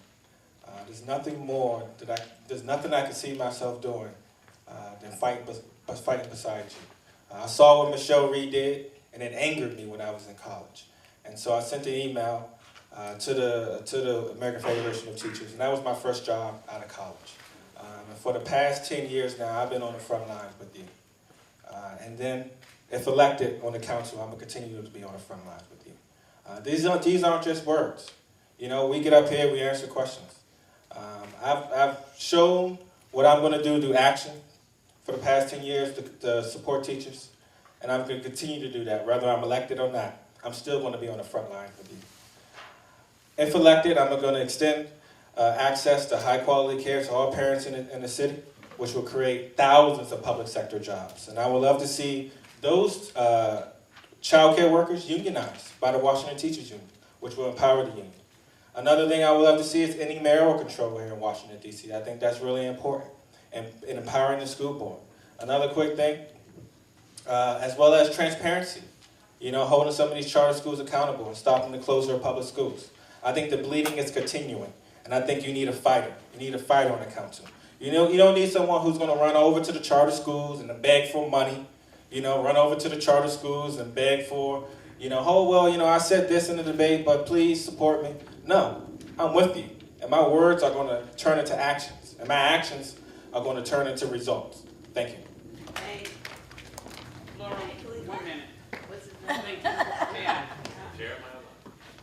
I want to thank you all for coming. But I have one. My name is Jeremiah Lahr, and I'm running for DC City Council. Thank you, Jeremiah. And I want to thank the teacher panelists for being up here today. You all have done an amazing job.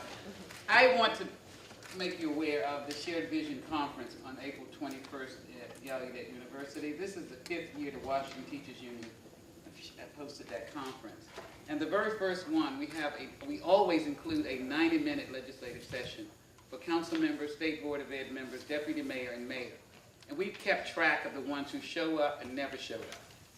Because that is a session at which teachers educate council members and policymakers about what teachers are saying.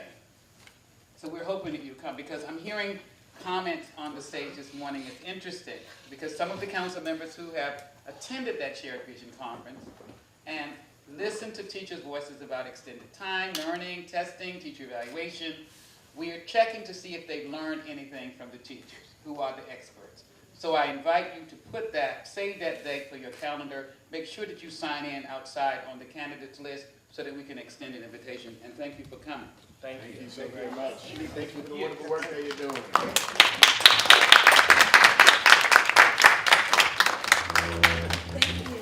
So you've got 8 minutes. We're gonna take a quick break, and then we are gonna, yes. I don't know.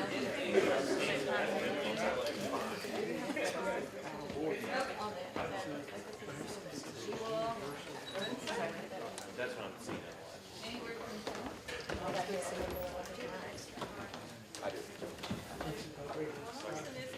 How are you? I'm doing well. How are you doing? Sorry? Medicine's been a while, right? Okay. They said it, teacher. Send a message saying something you're talking about. Thank you.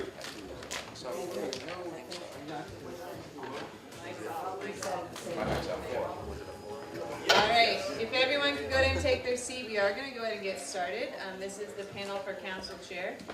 We do expect Phil Mendelson to attend, but he is not present yet, and he'll just join us when he joins us.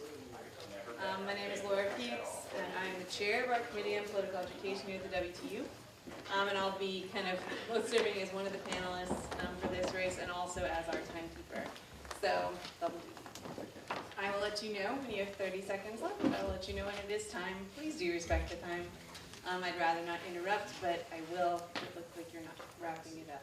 You are a teacher after all. I am a teacher, and we like our timers. I do at least. All right, so we will go ahead and start with a brief introductions. You'll have 90 seconds to introduce yourself to our audience. All right. Well, good afternoon, and thank you so much for having me here today. My name is Ed Lazier, and I'm a candidate for DC Council Chair in the Democratic primary June 19th.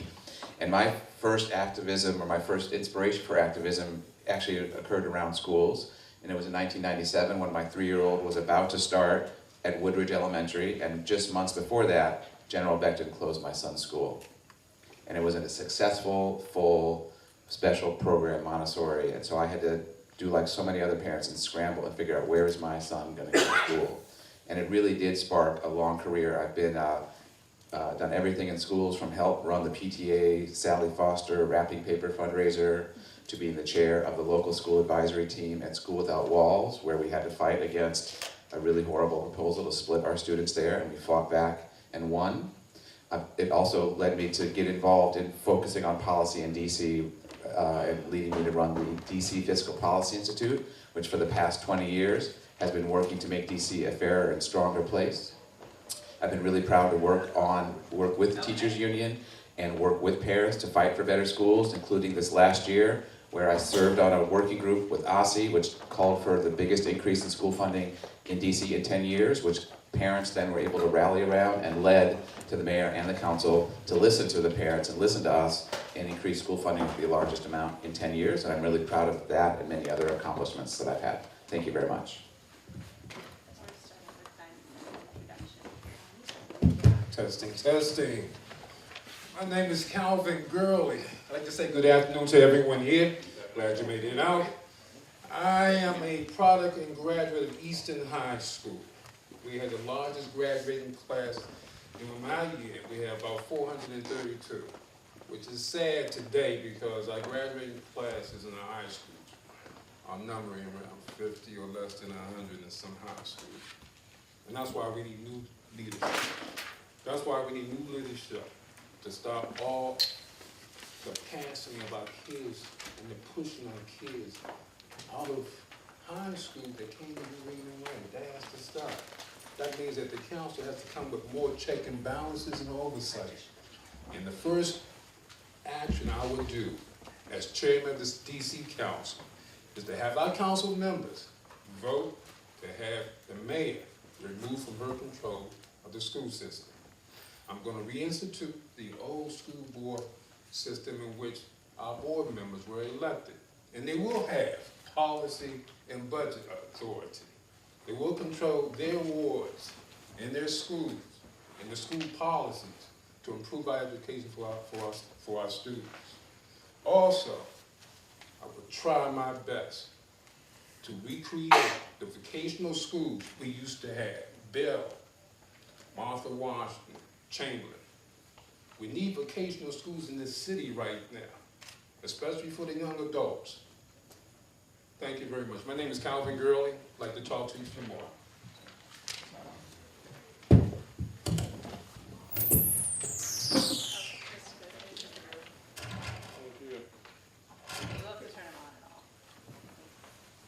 Good afternoon. I'm Phil Mendelson, Chairman of the Council, running for re-election, here to ask for your support.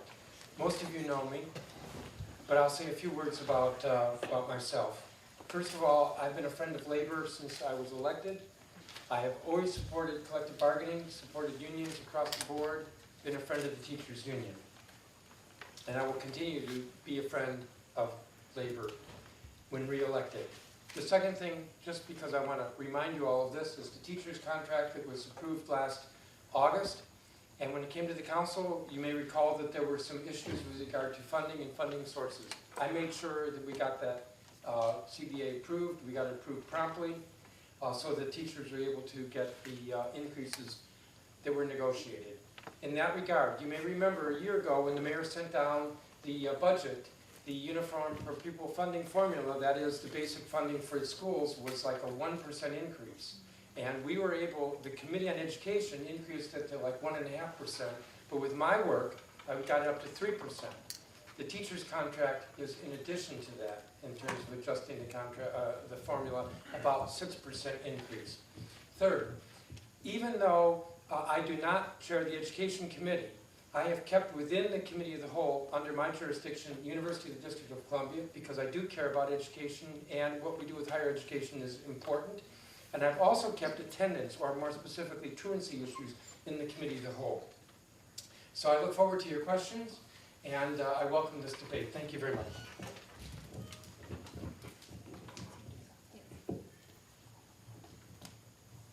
Good afternoon. My name is Tiffany Brown. I'm going to be one of your panel members. I am currently a teacher at Minor Elementary School, special education teacher. I am also an executive board member of the Washington Teachers Union, an elected ANC, and a parent to a child in a Ward 6 school. So thank you for your time. Question number 1. DC schools have a very high state teacher evaluation, the impact system. Some say it contributed to the scandals in our school. The current law does not allow teachers or the teachers union to have a say in the teachers evaluation system used by DC public schools. I have 3 questions, 3 parts. Would you support legislation that would amend this law? What is the proper role of evaluation? And would you be willing to commission an assessment of the impact evaluation system after 10 years to determine its effectiveness on teacher performance and academic achievement? So we will stagger the start time. So Mr. Bill, if you'd like to go first on this question, and then Well, I'd like to say thank you, because mine is in my ward in which I live. I grew up in Ward 6. However, I do support new legislation to modify or even abolish the evaluation process that teachers are not allowed, or the WTU is not allowed to have any input in. However, I would leave that decision up to the educators to come back to me as chairman of the board, chairman of the council, to give me their particular interests and their particular articles and principles in which they want to follow. I'm not of a particular educational background. I like to leave education out of the hands of the mayor and allow it goes back to the superintendent and the school board and the teachers and the parents where it belongs. I believe that that is the way that our role should be separated, that the city government does what they do for as far as administering the city, and our schools should come under the strict policy and authority of our school board members, our principals, and our parents. Thank you.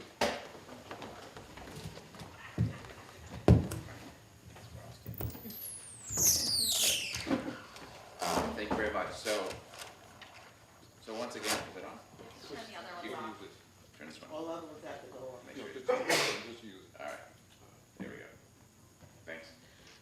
So once again, hello, can you hear me? Light should be green. Light is green. How's that? There we go. All right, sorry about that. So once again, I come with this personal experience. One of my son's favorite teachers in middle school at Stuart Hobson quit in 2008 because of the pressure that she felt she was under and the high pressure tactics she was feeling from the re-administration, including high impact evaluations. So certainly as a basic starting point, it only seems like a basic matter of rights that teachers have a say in how they are evaluated, that they are able to bargain the evaluation system. So it is a denial of teachers' rights that you currently are not allowed to have a say in how you are evaluated, and I certainly would be fighting as DC Council Chair to make sure you have that right. But that's just a starting point, of course. We also just need to make sure, and having the teachers have a say in the evaluation would be the start of making sure that we have a fair evaluation process. Certainly, I'm really concerned that we rely too much on test scores to evaluate both our students as well as in evaluating our teachers. Because we know there are so many factors that affect whether a school is doing well and whether a teacher is doing well, including all of the challenges that students bring to school with them. So we certainly need to make sure that we are providing test scores to understand where our students are and where they need help to grow, but it should only be used to help improve student achievement, pinpoint where academic targeting needs to be done, helping teachers figure out where they need to improve their professional development, but certainly not as a matter to put pressure on teachers to make them worry about whether they're going to lose their jobs. Thank you.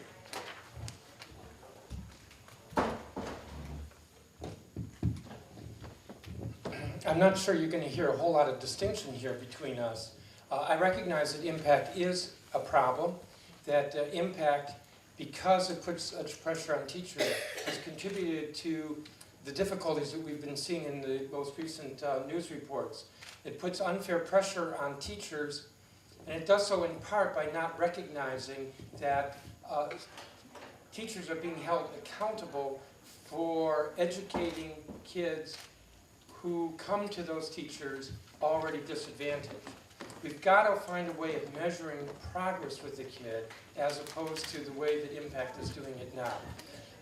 This has been a controversial issue for years. There's no question that we do have to have an evaluation process for teachers because nobody wants an education system in which we have ineffective teachers. But impact has been more of a disincentive and more punitive than it should be, and it's not the way that we're going to improve quality education in our city.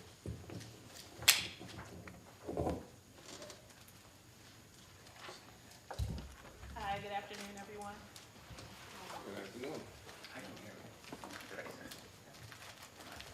Good afternoon, everyone. Hi, my name is Kimberly Bigelow. I am a Washington Teachers Union professional development instructor. Also been with DC Public Schools for 12 years, and I teach at Janney Elementary in Ward 3. I am a product of DC Public Schools as well, Rough Rider, and was a resident up until a few years ago when I could not afford it. Question number 2. So research shows that schools in the United States have one of the longer school years in the world. Yet one of the most popular strategies to improve American schools is a longer school year and longer school day. How do you suppose the other countries that have shorter school years outperform U.S. schools? Okay, great. You guys know how to throw candidates for a loop. They like to ask you questions about how schools succeed in other countries. There you go, can you hear me? Oh, okay. Is it on? I can't tell. I'm sorry. So I guess I think the general answer to your question is that if we are spending so much time focused on standardized test scores and just focus on math and reading instruction and not having an enriching school environment, that's, to me, the problem that we have in our schools and the things that are not helping children succeed. The fact that we are squeezing out extracurriculars, squeezing out physical education, which we know just giving kids time for rest and to run outside on the playground and to socialize actually improves their test scores. Those are the things that we're squeezing out. I'm also deeply concerned that we don't invest in after-school and summer school programming in the city. I know children who stay at home all summer long while mom is at work because they can't afford even the city's Parks and Rec programs. And we know so much students lose during the summer if they don't have something enriching to do. So I certainly would want to make sure that during the school day, we're doing things to enrich our students' days, including physical education and extracurricular and after-school activities, in addition to providing enriching summer school opportunities as well. Thank you.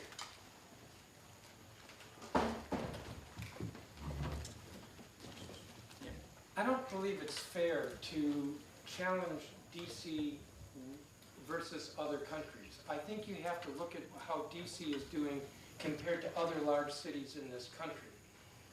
I mean, you could compare the United States with other countries, but the fact is that DC, unlike, I don't know, I'll say Sweden, we have a large number of students who come from a background of poverty, who bring to school a lot of challenges, such as the neighborhood violence. And so we need to address that. When we look at other large cities and we see that they have the same challenges, I say, in a sense, so what? Because we know we've got to do better. So we've got to find the strategies that deal with kids who come to school with these challenges. And that includes, in my view, more resources, which includes smaller classroom sizes in the lower grades, that we bring more, when I say new strategies and initiatives to kids in primary school so that we're actually educating them and promoting them to the next grade when they are grade ready rather than social promotion. I think we also have to look at some other issues that affect education, including teacher churn. We all know that a teacher who's experienced, who's been in the school year after year after year, is a quality teacher. But if we see the turnover that we've seen in schools, then we're not going to get better quality education reaching our kids. We've got to, if we're going to change what's happening at Baloo, we've got to change what's happening in the feeder schools and the elementary schools.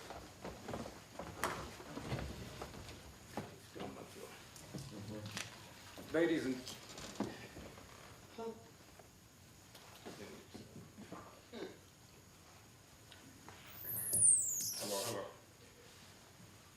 hello, test. Anyway, let me say this. Screen's lights on. Hello. No, just try it. Green light's on. This one. Okay, here we are. Okay. Our school system is suffering. And the first thing I'm going to answer is your question or your inquiry. It's sad and it's poor leadership that our teachers who teach in this city cannot afford to live in this city. And that deals with leadership at the council level. Our schools need to be improved by its funding.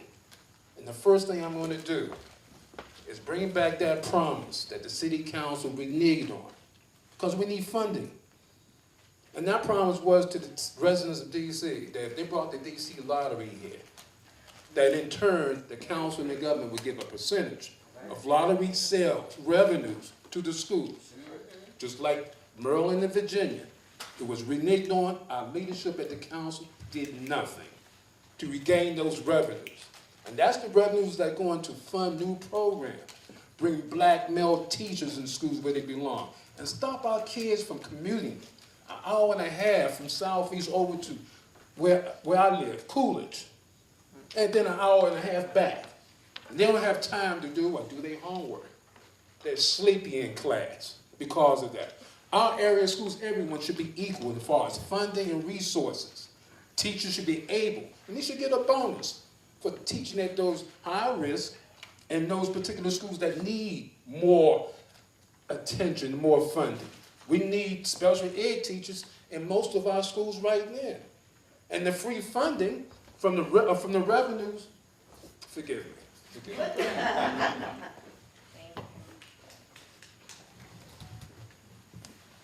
All right, so when it comes to our local school budgets, our LSATs face a series of challenges.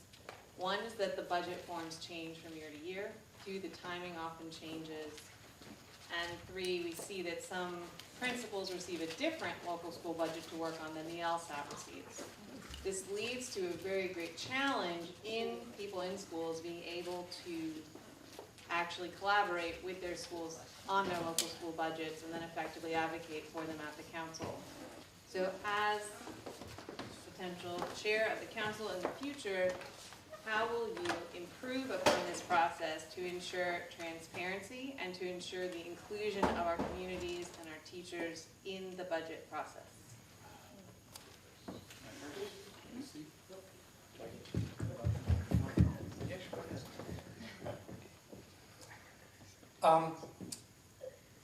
What we have seen is that budgeting, this might be a little unbelievable, but basically there are 3 different budgets. There seems to be the one that the chancellor actually works with, and there's the one that comes to the council, and there's the one that the principals get for their schools. And that's outrageous.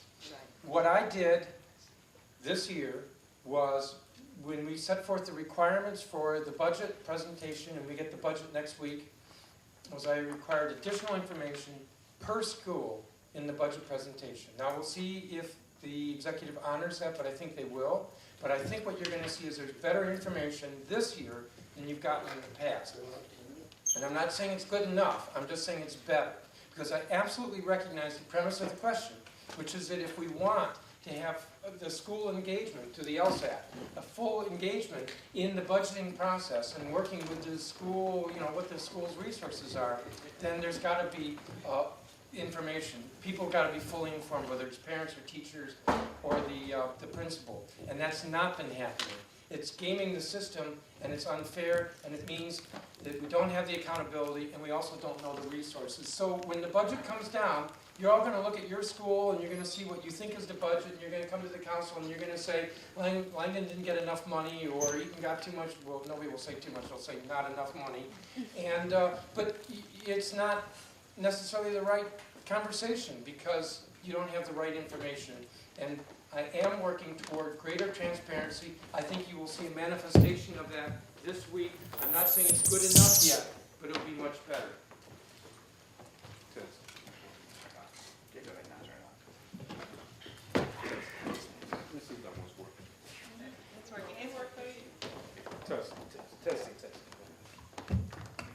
Hello, here we go.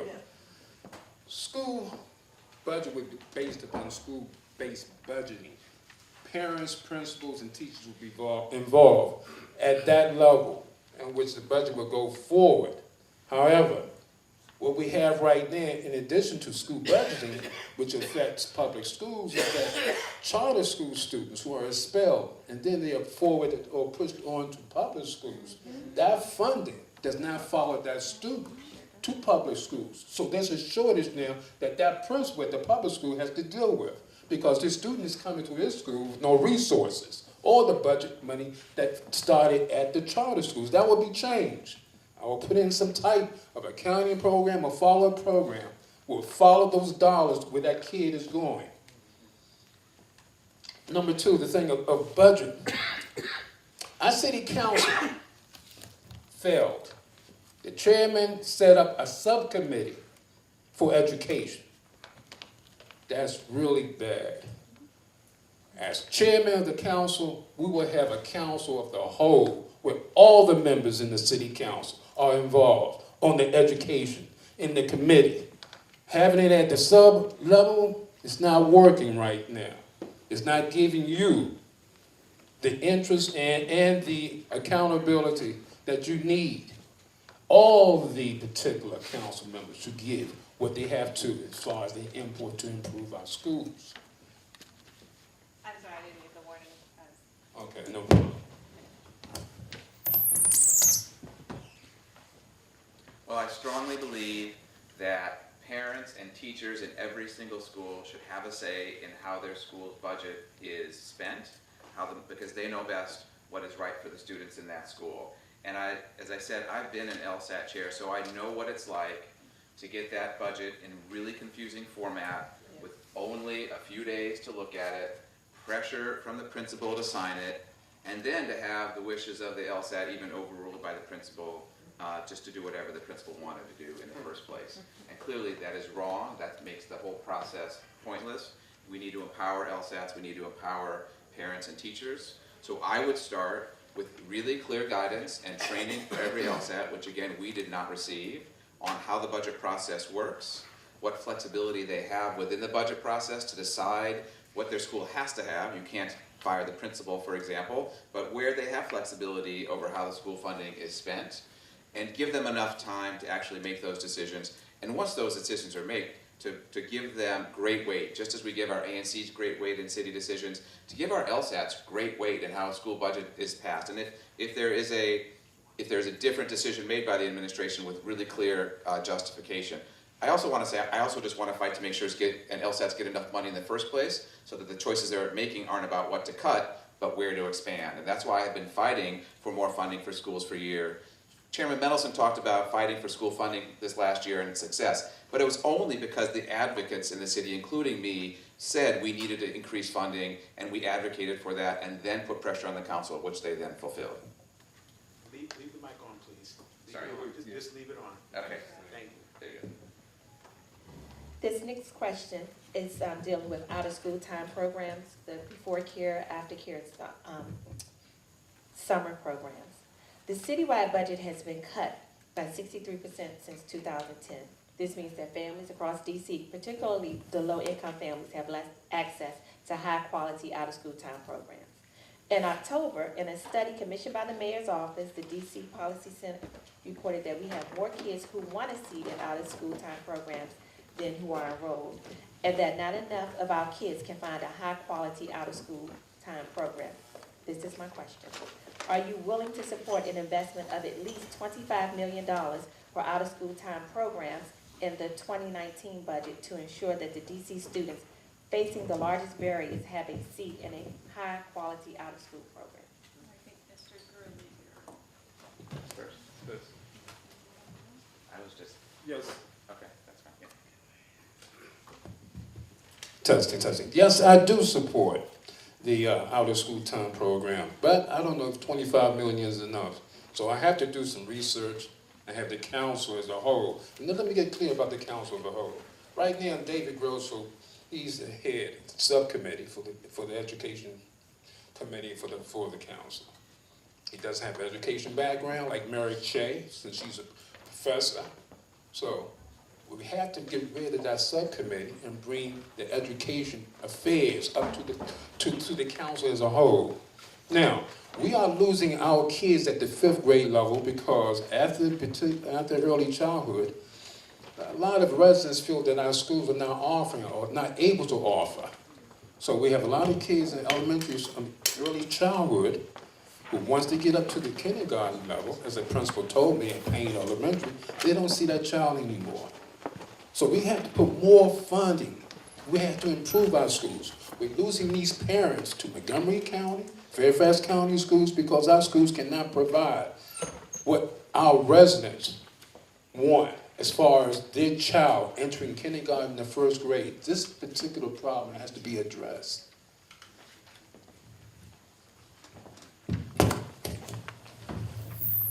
So my first job in Washington was working for the Higher Achievement Program, an out-of-school time program, which did after-school tutoring and a summer program for middle school students to try to help them get into a good high school. And I was amazed how children would come to Meyer Elementary, that's actually where we taught one summer, without air conditioning and spend 4 hours in the morning in class, mainly because there was recreation in the afternoon. They were so eager for opportunities that they did not otherwise have, that they would sit through my boring math classes in an air-conditioned classroom in the morning.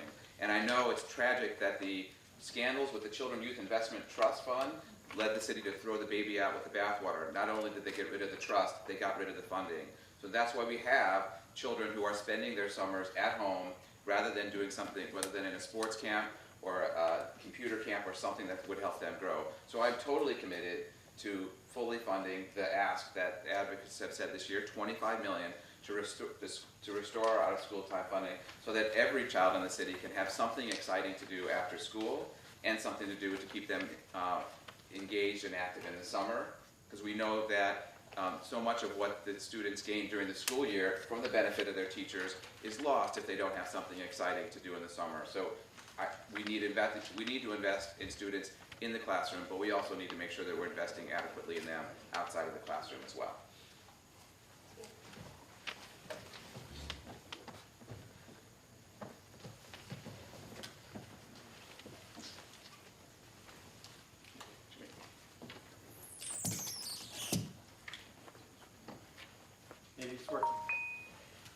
I don't know that 25 million is the right figure, and I also don't know what the mayor's going to send down. And I also can tell you that even though the Youth Investment Trust was abolished, we established a new Office of Out-of-School Time, and we have put funding in there, so there is some funding right now.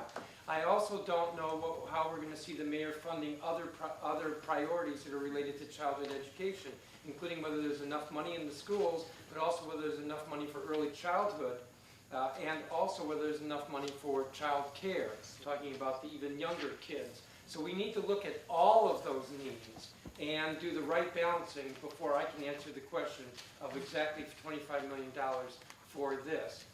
I would ask you to look at my record. And it's important that when you're judging a candidate that you, if you can, you look at what their record is. And I have been active in the issue of public education. It's not new that the council under my leadership this year increased funding for the schools.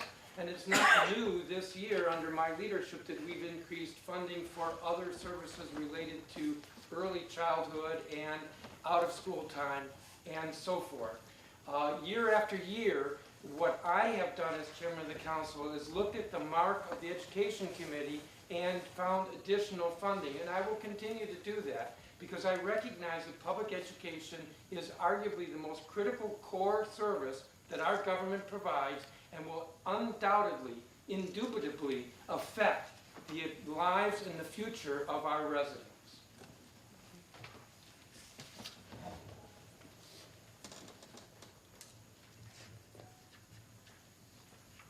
DC teachers had to wait 5 years for a pay raise.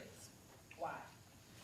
And what would you do to ensure that the contracts are respected and negotiations finish on time in the future? Yeah. I mean, I think the most important thing that a council member could do, given that the mayor is ultimately the one who has to negotiate the contract, is to stand with the teachers. And if the mayor is not doing her job to give teachers what they deserve, a pay raise, then the council member should be there at WTU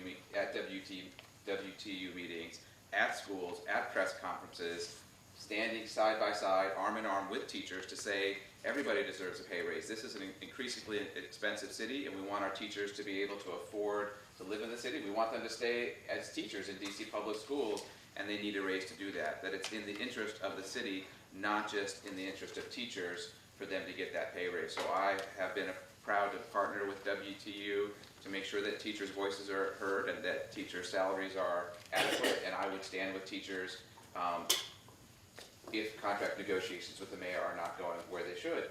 I do want to respond to something that my opponent said about fighting for school funding, because I actually don't think it's accurate. So until this past year, funding for schools per student actually had not kept up with inflation for the past 6 years.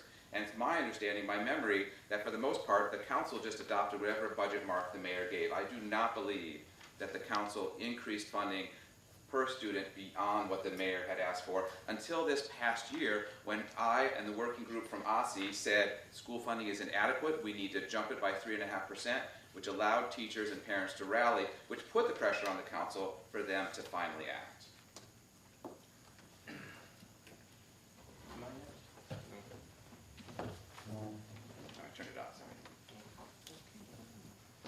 Well, I think you can fact check it, and the point that I made is that as chairman of the council, my recommendation year after year has been to increase funding for services related to kids, whether it's education, early childhood, after school, increase it above what the committee marks have been.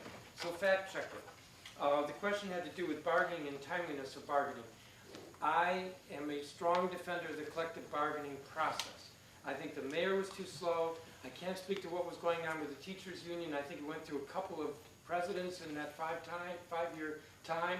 But I can tell you this, when the contract was negotiated, there were a bunch of us at the Wilson building who were celebrating, and very quickly I met with the city administrator with regard to the timing of the council's approval and ensuring that the funding was in place. And the council moved quickly to approve the collective bargaining agreement.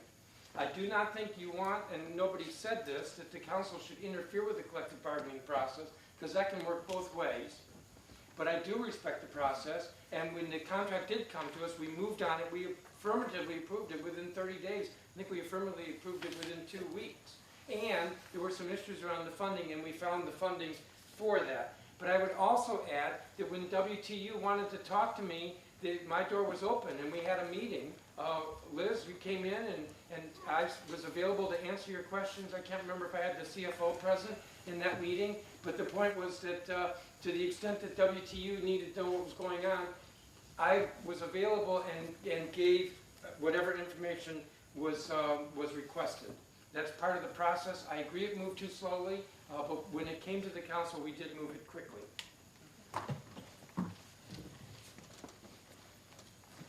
Testing, testing. Our teachers, testing. Testing. Our teachers will have the salaries to live in this city. I will guarantee you that.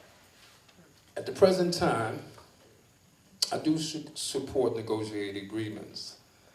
I am a shop steward of the AFGE, so I do support unions. And what Mr. Mendelssohn said is incorrect. We need new leadership, and that new leadership will have to be the voice of the people, of the ANCs, has to be the voice of teachers union, because many times management will go against you and challenge unions and ANCs to a point where you have to bring a lawsuit against them. And they know you don't have the funding. So your voice should be the council. Whenever the mayor goes against a union or the ANCs, your voice, your representative should be your council member. ANCs are facing the same problems. And our unions are facing the same problems. Where the mayor is not put in check and balance, and she will try you to bring your legal process, which is weak financially, to fight her. And that's the game they play. That's the scheme they play. They hit unions financially knowing that they do not have the legal force to turn their hand. And that's when your council need to step up and protect you, the union, the teachers, the ANC commissioners, and ultimately the community and their concerns and interests.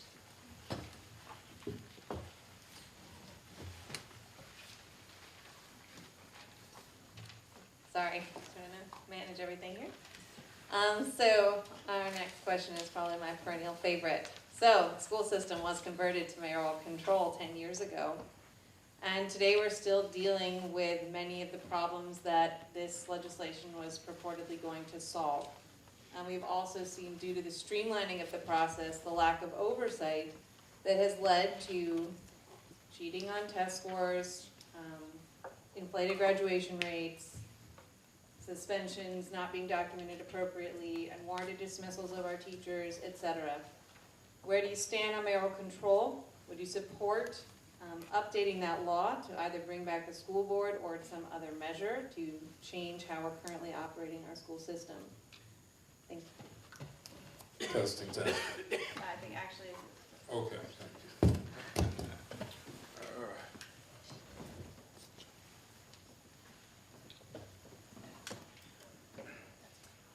Over the last several years, I have supported strengthening the powers of the Board of Education, including more funding, more staffing. I think they had none, an ombudsman, several changes that I've,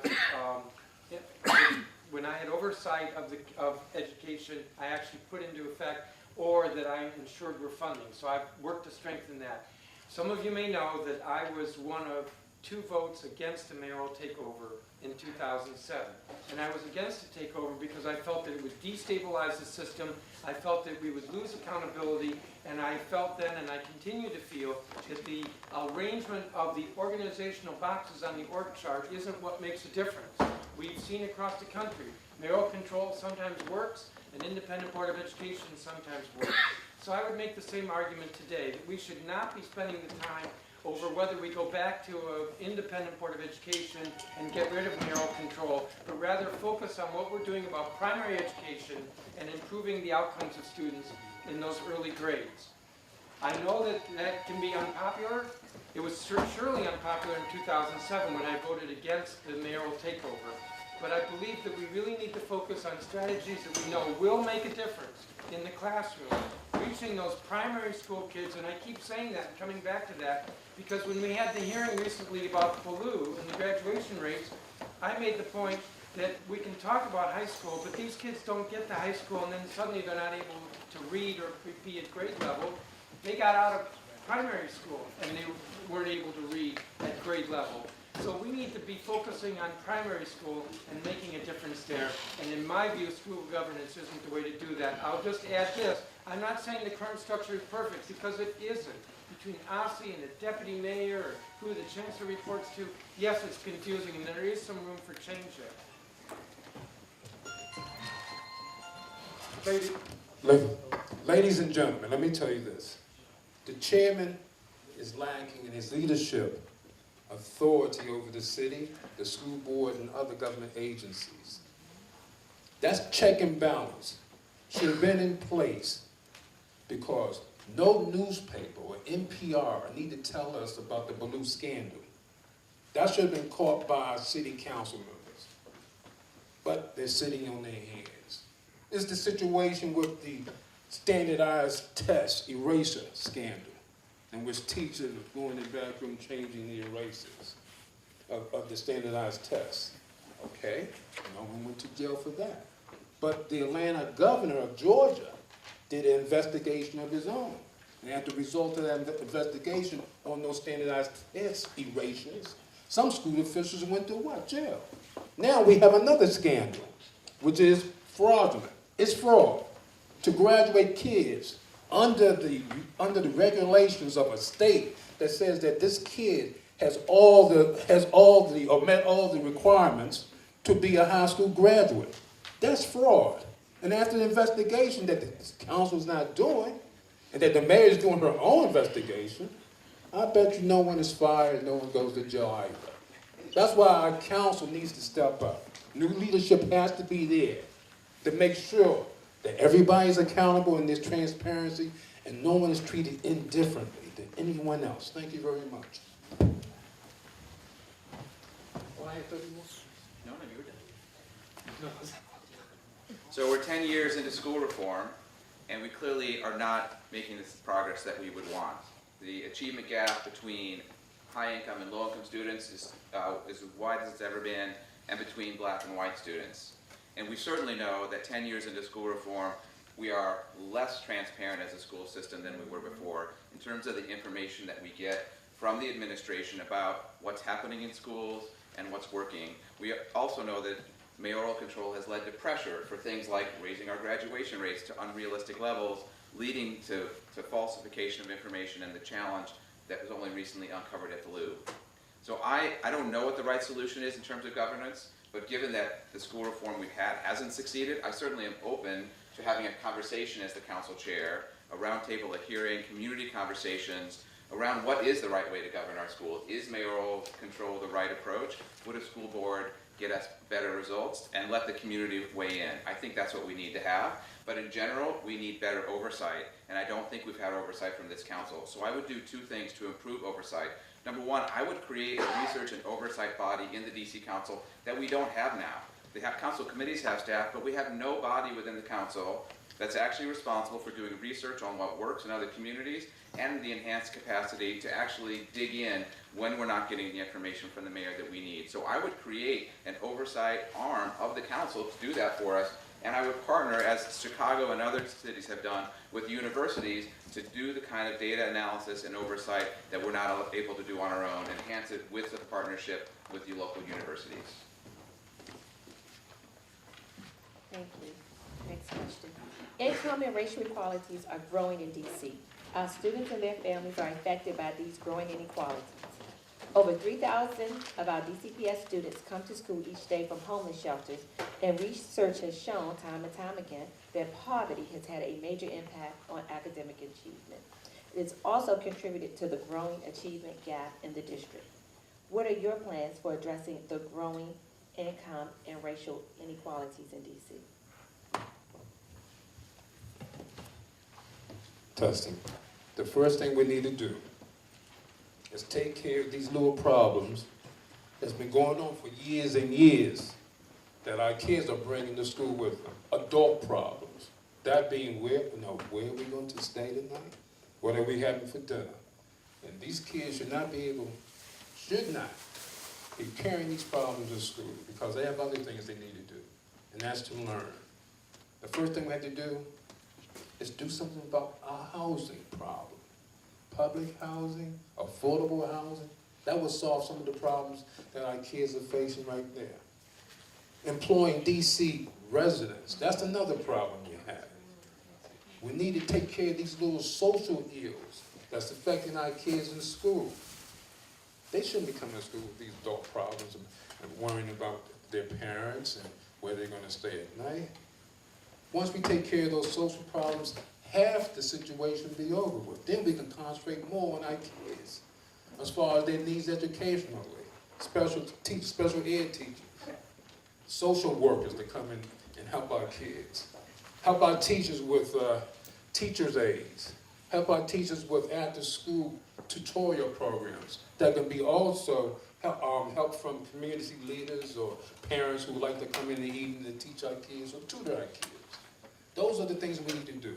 With schooling, we have to do with jobs, and we have to do with housing. Now, all three goes together as far as having that kid or having that student have enough independence to now concentrate what he needs to concentrate with his books and his education. Thank you very much. Well, I really appreciate that question because the reason I jumped into this race is that I'm concerned about gentrification in the city and its impact on racial and economic inequity. The fact that we are this prospering city and yet the black-white unemployment gap continues to grow in the city. Median black wealth in the city is 181st, or white wealth is 81 times the wealth of black residents in the city. Those problems are not going to go away unless we're actively doing something about it, and that's why I'm running.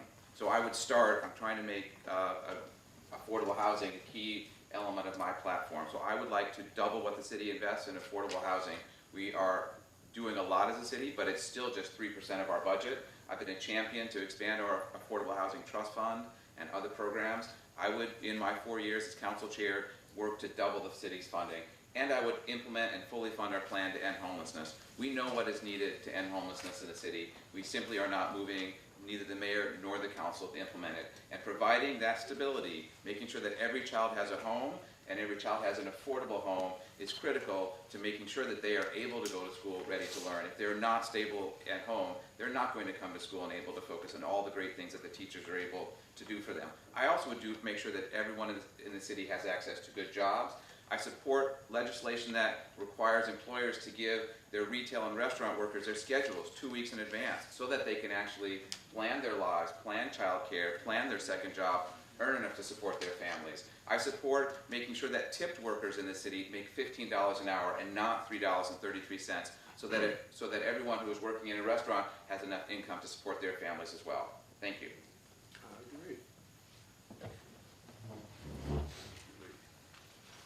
Sorry, turn it up.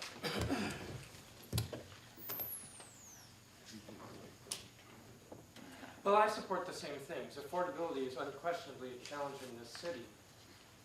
And we need to provide more resources. But the question had to do with reducing the income gap, the achievement gap in schools, that kind of disparity. And the answer is public education. I've looked at this and I've thought about it, and we have a lot of strategies in the short term. Okay, we're going to put more money into job training. But if we educate kids successfully, that's the best job training program we've got. So fundamentally, and this is a forum with the Washington Teachers Union, the solution is a better quality public education system. And we're not doing that. And let me be clear, I'm not blaming anybody in this room. I'm not blaming teachers. I think the system has failed. We were promised with the mayoral takeover in 2007 that we would see substantial improvement.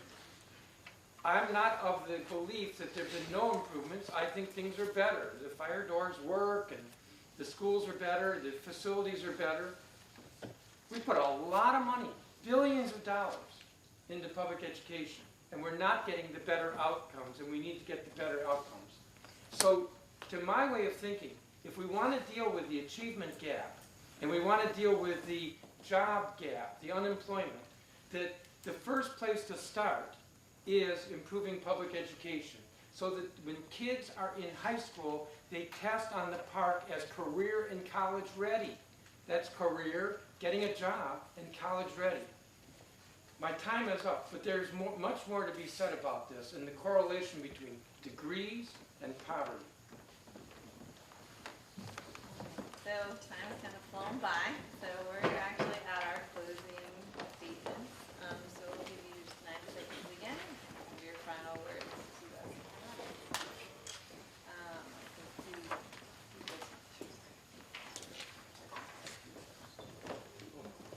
Wait. I think. It's me? Yeah. All right.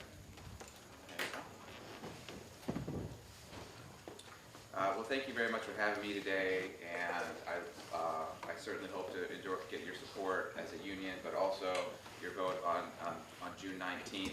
I do think this conversation is about education, but it's really about leadership in the city, and I'm ready to be a strong leader to fight for DC families and fight for teachers and fight for our school students. I've heard issues talked today. My opponent talked about taking truancy as an issue into the committee of the whole, but I asked what has actually been done to address truancy. In fact, we just have discovered that there's been an absenteeism and a truancy scandal that hasn't been addressed. I would like to do more oversight of our school system. We all know that there hasn't been enough oversight.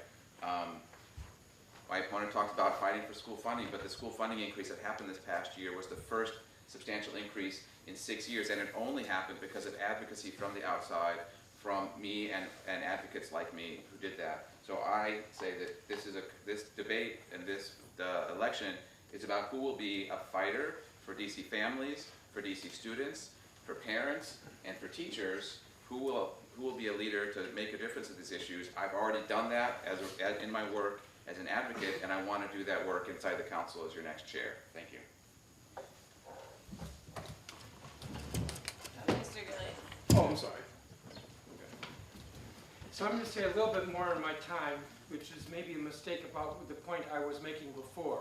If you look at college degree, whites in this city, almost all of them have a college degree, and their income is substantially higher than the median income for blacks, a substantial majority of whom do not have a college degree. It does speak to the correlation between education and jobs and income, which is why I was making the point that we've got to do better in educating our kids.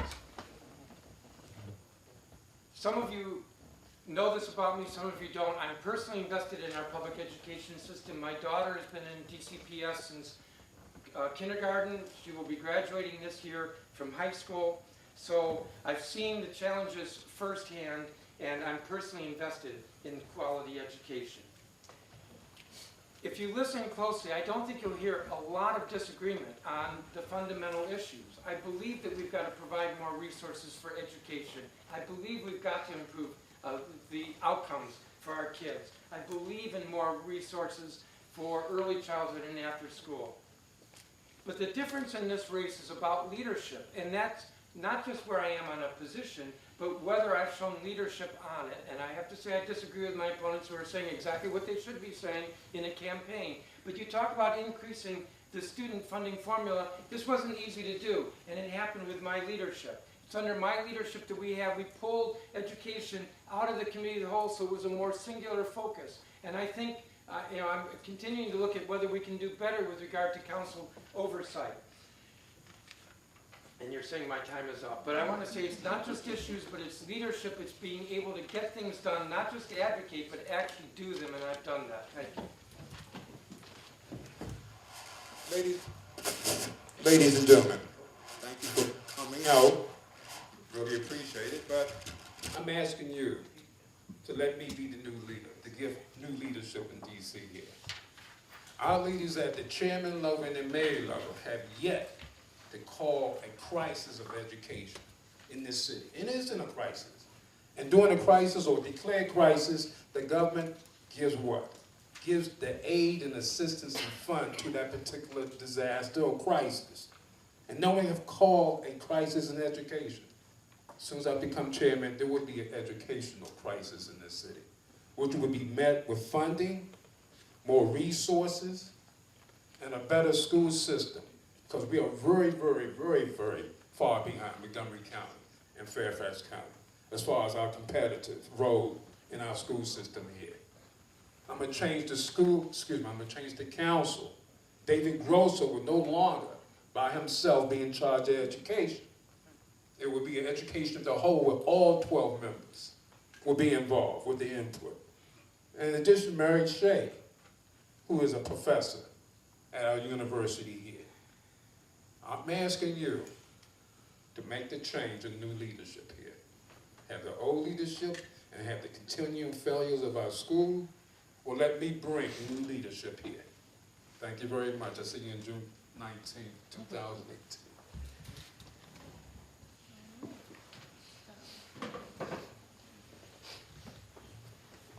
I did not have a place on the panel, but I have a question, actually, and a comment. First of all, thank you for being here. Our Shared Vision Conference, I believe, I don't know if any of you've ever attended, but we have it each year at Gallaudet University. And it is an opportunity for policymakers, elected officials to hear from teachers in terms of what they consider to be the supports needed in order to be effective. And of course, having an opportunity to engage with you is one thing, but it's also important for you to have a chance to hear what teachers are saying, because we have simply not amplified the voice of teachers in this school district for the past 10 years, particularly under mayoral control. Teacher voice, in my opinion, as a 44-year veteran teacher, highly effective every year, I do know that teachers' voice have been left out of the conversation around education, and we really need for you to hear from them. Each year at this conference, 90 minutes is devoted to talking to legislators, policymakers, about what teachers need in their schools for support, what we need to do to close the achievement gap, because there's a whole lot of conversation around it. I believe that the WTU put that issue on the radar in 2014 when we shared the gap, the fact that the gap has grown by over 44 points from 7 to 14, and now at 52. So one question that I was going to ask, but I will not, because it's going to come to you at the Labor Council, and I'm sure that all of you are going to come before the Metro Labor Council. It is an issue affecting all unions, the Janus versus AFSCME case, so I will bypass that. However, I do want you to save the date, April 21st, Gallaudet University. If you're not able to stay for the full day, please come to the 90-minute legislative session that is designed exactly for you. Thank you for coming. Thank you.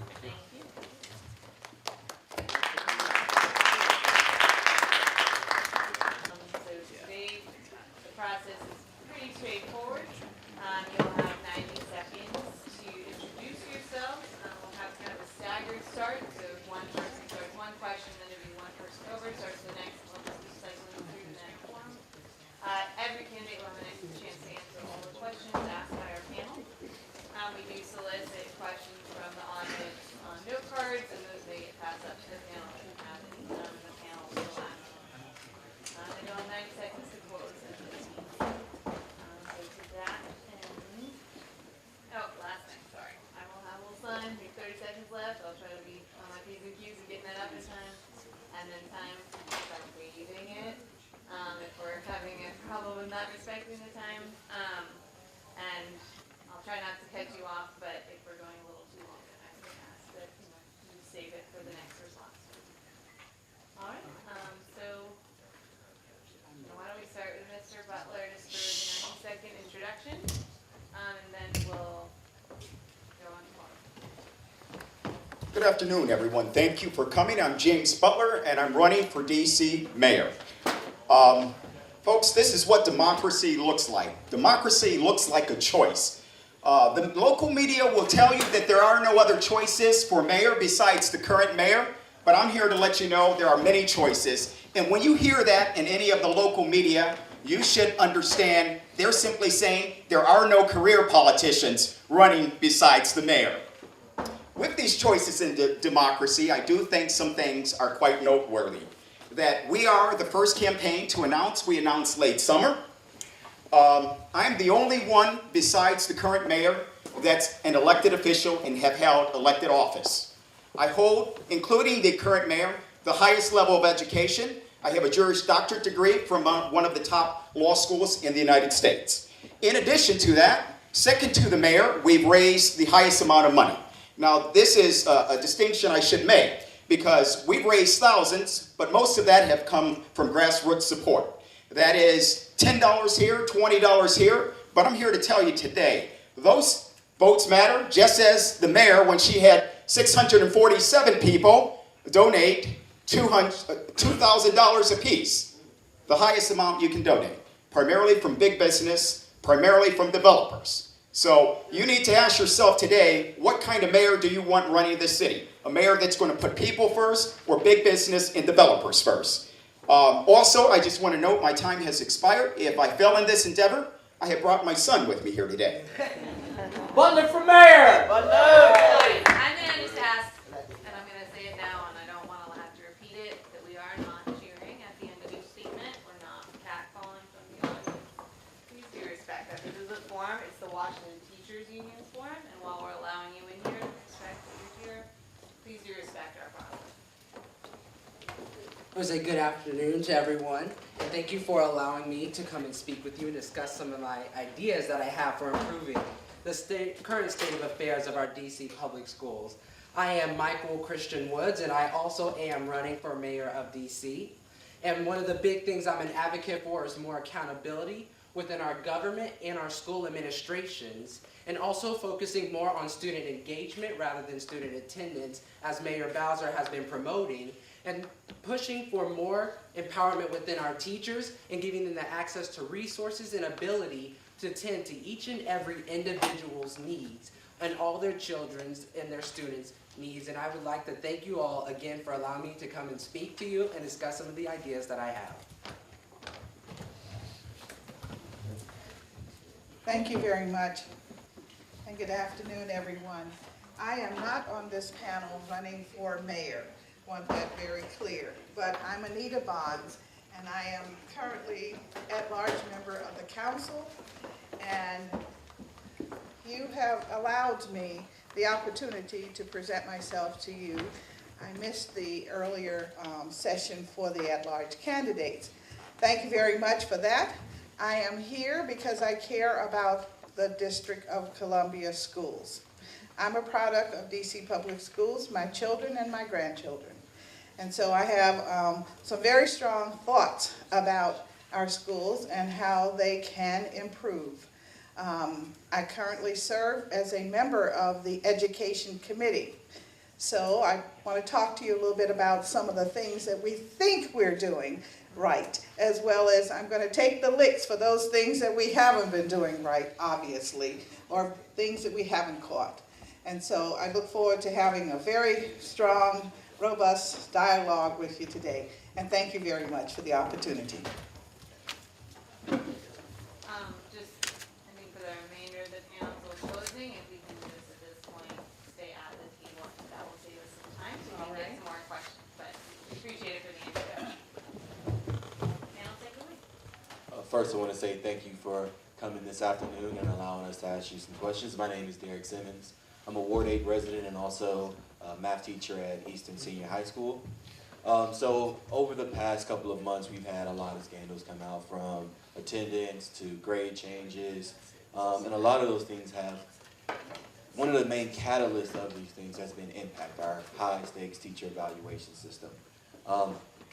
One important thing is that teachers, and specifically our teacher union as well, has no say in the laws of or any say in how we're evaluated. So do you support amending that law so that teachers and the teacher union can have some say into how we're evaluated? And what do you see as the role of evaluation in our schools? I'm happy to start with that question. It's a very important question. I think it goes to the center of our educational system in the district. I believe that one of the things that we have to always be conscious of is having an evaluation system. I'm not going to say we're going to throw out an evaluation system. I think it's very important that the teachers also have a role in that.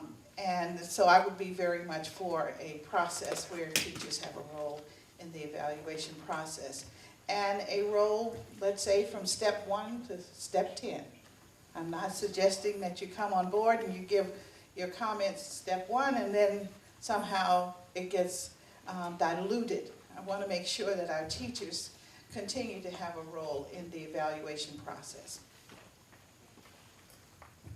And I most definitely agree. I feel that teachers should have a role. Again, I supported that they should have a role within the evaluation processes. Again, looking at, there's a lot of factors that play into how teachers are evaluated within their students and the performances that their students have, and how that reflects of what the teacher or their teachings are. And I believe because of these factors, such as if the student's a bad test taker, or that a student may or may not really care about the class, that should not reflect what the teacher is doing and what job they have.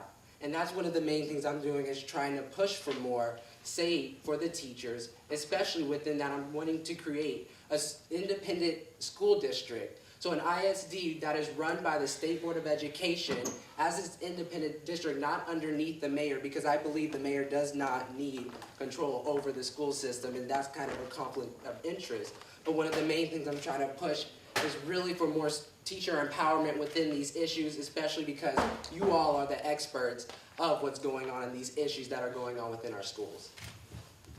Let me be abundantly clear. I support amending the law, but I want to not equivocate on this. I support amending the law, but at the same time that we amend the law, we must understand that we still do need a system to evaluate students. And so we are open, and I will be very open as mayor, to having input from teachers and the teachers union on what that new standard might be. Well, with the current standard impact, we know that it has forced teachers to force the grade. We know that it has forced teachers to graduate students and evaluate students where it leaves them unprepared for the world. That's unfortunate, and it may affect them for years to come. In fact, for generations to come, it might.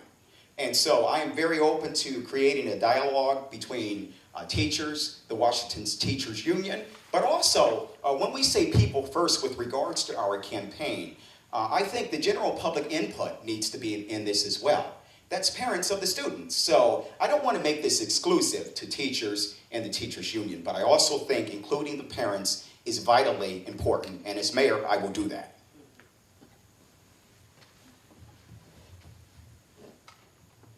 Well, good afternoon. My name is Lorraine Kennedy, and I'm a teacher at a Ward 7 school. Excuse me. My question is that research shows that schools in the United States have a longer school day than some other countries. And yet, one of the most popular strategies for increasing achievement is to have longer school days, longer school years. Yet, also, we have seen that same research shows that other schools in other countries don't have as long a day. So my question is, what are your thoughts about extending the school day or extending the school year, and also in light of knowing that other school systems throughout the world don't have such a long day? Thank you. I believe this question hones on efficiency. I'm not necessarily in favor of having a longer school day, but what I will do is I will say that I am open to a dialogue with parents, with teachers, with the Washington Teachers Union on how they feel about it. I believe as mayor, we just simply don't make decisions in a silo or in a vacuum. That would be inappropriate for us to do. I also, and I'll talk on this a little bit later with regards to being open to divestiture of the mayor's control. But in addition to that, I believe that we should compare ourselves to schools in the United States. I think I think we all know that the United States has the strongest, best education system in the world. Lots of people come from all over the world to be educated in the United States, so I don't want to knock the system, but what I do want to say, I believe we must have and focus on having more efficient school days as opposed to longer school days. Yes, I do not agree that we should have longer school days or longer school years. This is also speaking from a recently student perspective, and also I have a parent who teaches within schools. And to be honest, students' attention spans are very short. So by extending the day, they're already not wanting to go to school to begin with, and we already have this lack of student engagement. So when you're increasing the school days, that's kind of promoting more or less, student engagement, because we are already not wanting to go in the first place. So one of the things I'm trying to introduce is life skills courses. So what that is taking at least 5 or 10 minutes from other classes, and the life skills course will be developing kids from pre-K all the way up until 12th grade, and developing their marketing, their entrepreneurship skills, and more life skills that we aren't really taught in school. And that's like how to apply for a job, how to write a resume, more of that, and trying to be more hands-on with the students, and that's one of the approaches I'm trying to take. This is a very important question, and I appreciate hearing from my colleagues here on this stage, their ideas. When we talk about extending the school year, I think there is this divide. There are folk who believe that we should, but I'm one of those that believes that we should not, and I'll tell you why. And the reason I think that we should not extend the school year is because I think that there is more to the development of a young mind than just the so-called academics. I agree that the idea of learning life skills is tantamount to their future, and that seems to be an element that is somehow lost in our educational process. But we can repair it, I think, through activities that would take place in the summer, and I'm hoping that if we're going to have a robust summer program, that it definitely would include our teachers.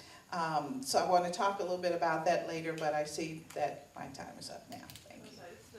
Oh, all right. Well, when we talk about after-school programming, and we talk about activities that might engage and intrigue young people to participate, I'm thinking about things that they're interested in. I don't understand why we do not have a program where young folk can learn how to create their own videos that will help them learn. So those are the kinds of things that I had in mind. Thank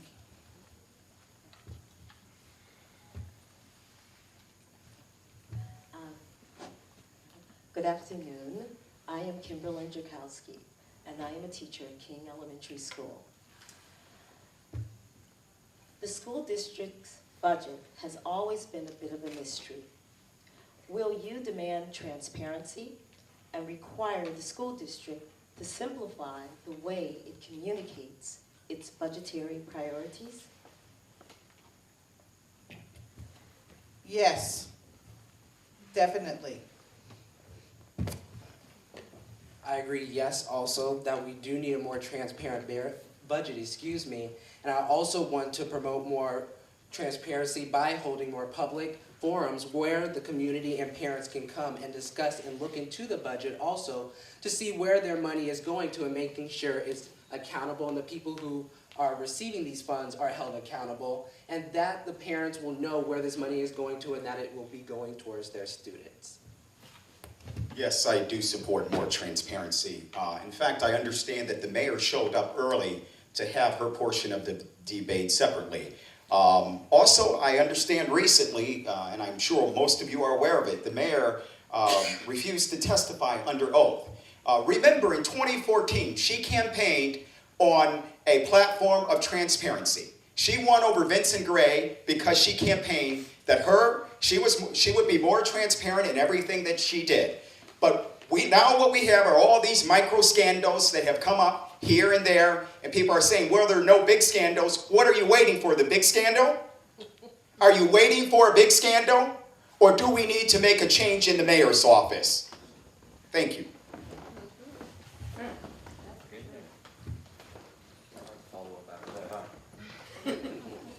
So trying to tie this into extended school year, and some of you said that you didn't agree with it, but we do have after-school programs in DC that does promote after-school learning. So a lot of our out-of-the-time school programs, such as the Boys and Girls Club, DC Scores, we have those programs, and we can see that the budgeting has been cut by about 63% since 2010.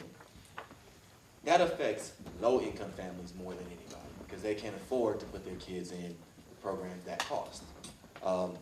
So the mayor in the morning did say that in her 2019 budget, which is going to be released next week, that there has been a significant increase in funding for this program. Are you willing to support an investment of at least $25 million for the out-of-school time programs in the 2019 budget to ensure that all DC students, particularly those of low-income families facing the largest barriers, have seats in these out-of-school programs?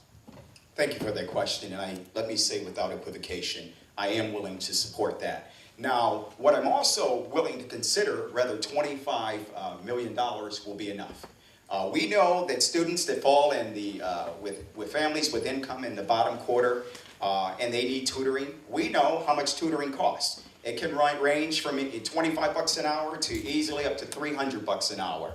And again, as you mentioned, that affects students from low-income families. It affects primarily black and brown students. And so this is important to me, that all students are in an equal playing field.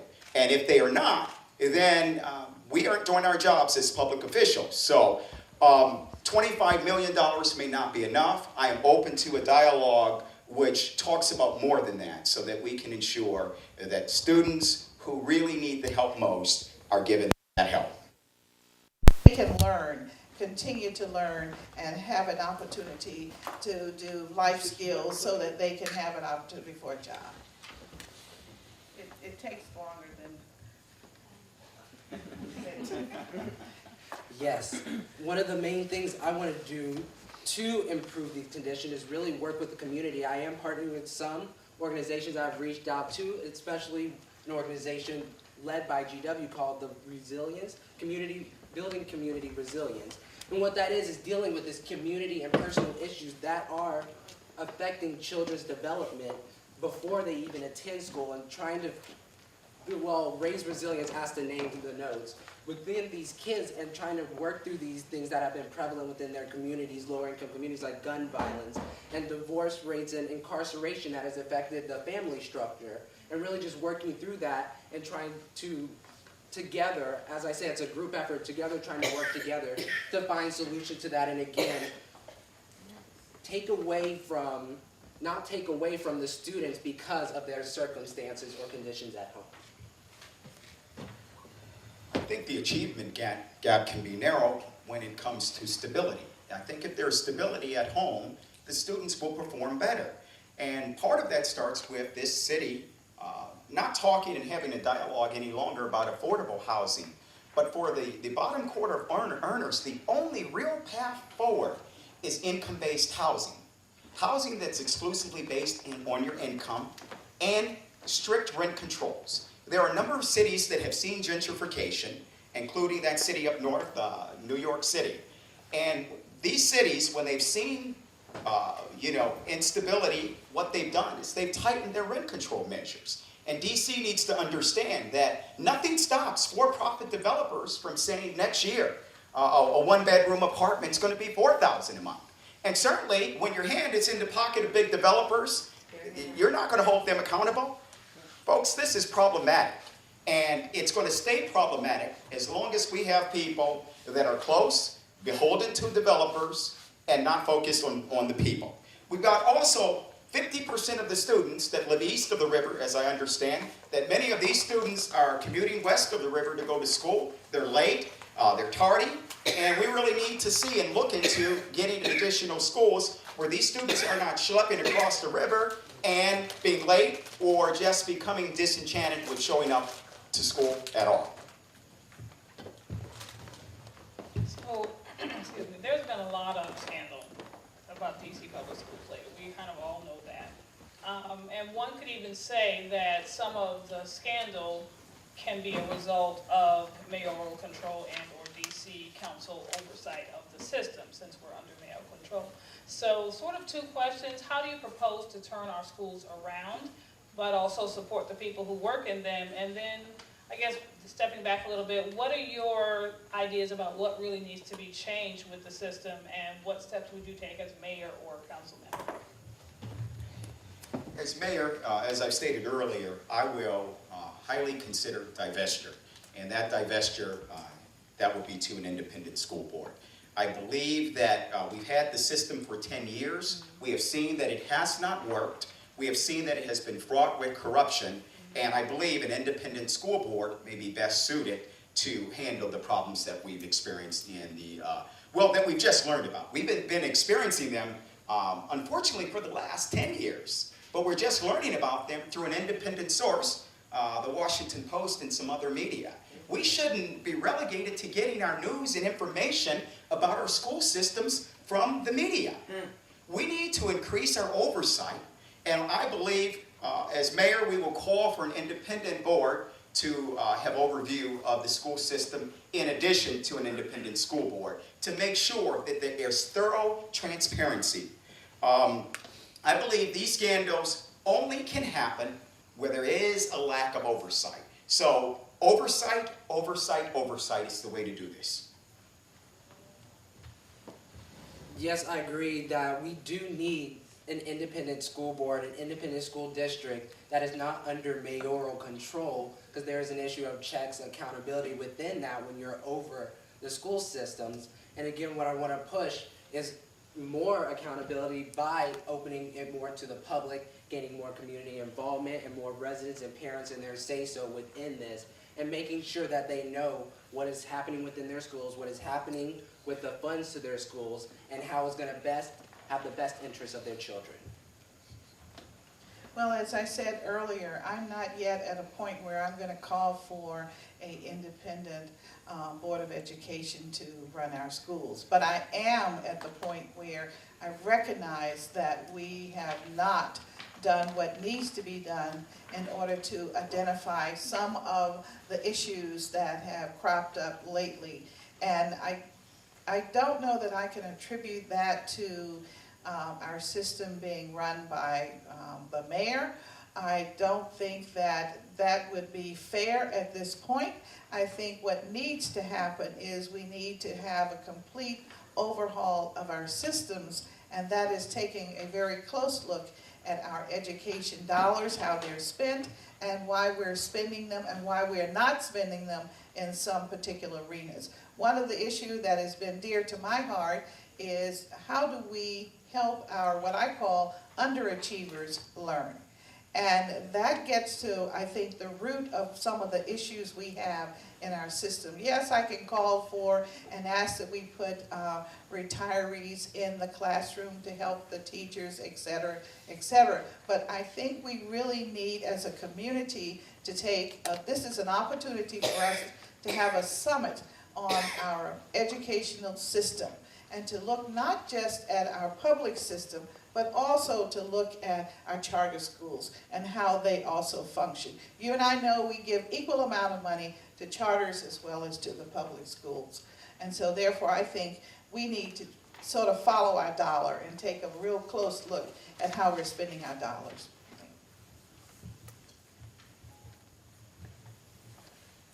The achievement gap, as we've talked about, especially in the 8th Ward, which is where I teach, the achievement gap in DC school is much greater now than it was before. All of the so-called reforms. What steps do you believe we need to take to create an equitable school system in the district?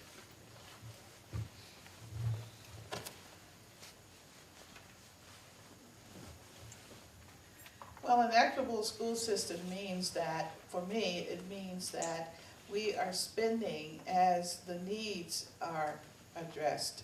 And when I say needs are addressed, when we have the type of disparity that we hear about in our conversations with teachers and with parents, where the achievement gap is so real, it just seems to me we need to think about this so-called formula that we use to make sure that all schools get an equal amount.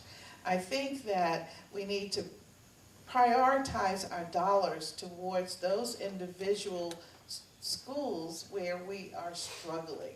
We're struggling in many of the schools, as you say, in Ward 7 and 8, and we need to put more resources there.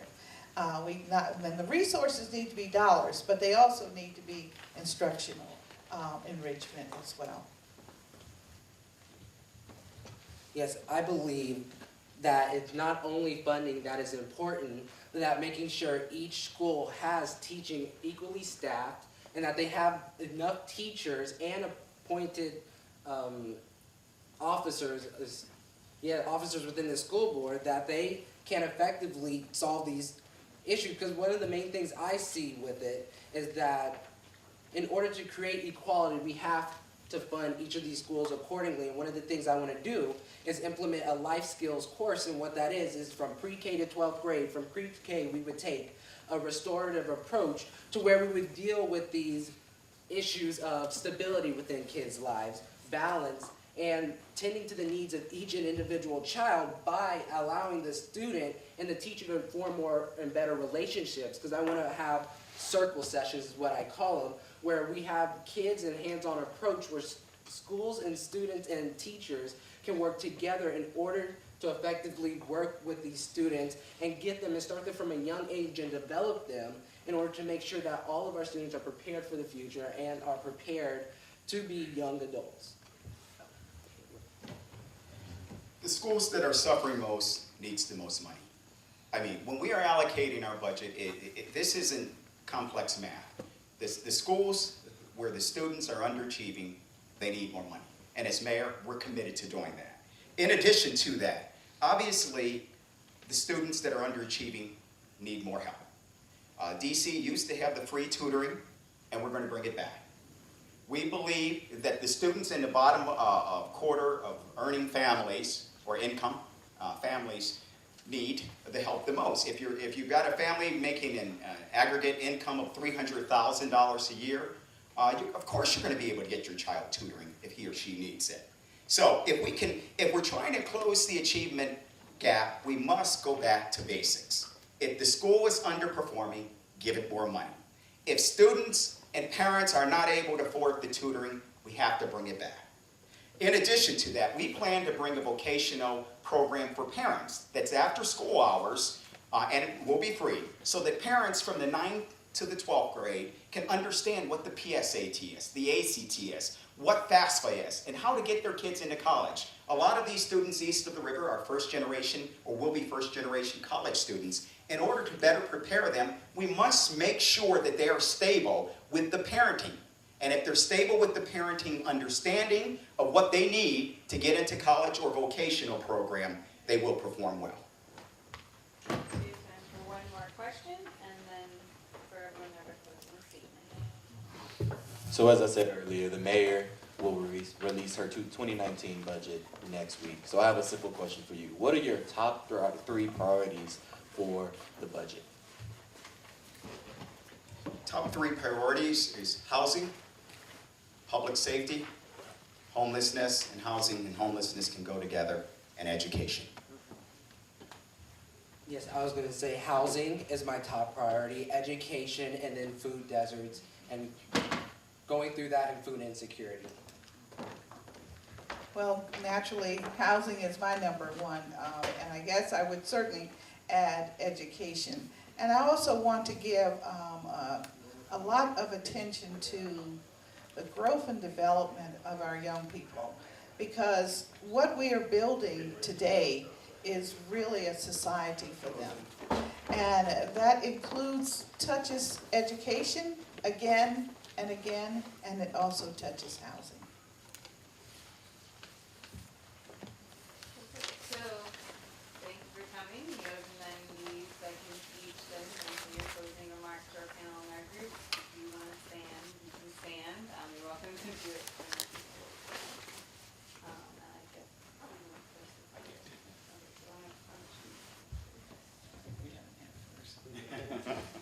Again, I want to thank you for allowing me to come here and talk with you and discuss about these ideas.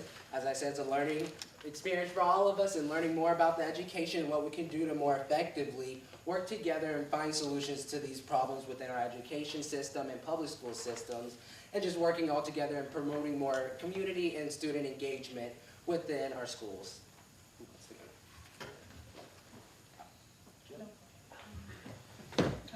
Let me just say, this is not a time for on-the-job training. With all due respect, I say that. We need a city and a mayor that will put people before all else. Folks, in this city, we should not have million-dollar dog parks in some wards suffering for basic human needs, believing that the city's not focusing on them. We should not be a city with the $14 billion budget, and yet at the last point in time count, we've had 10,000 homeless people in this city. If we are a city that can put a speed camera every mile, why can't we have crime cameras in areas where there's high crime and gun violence?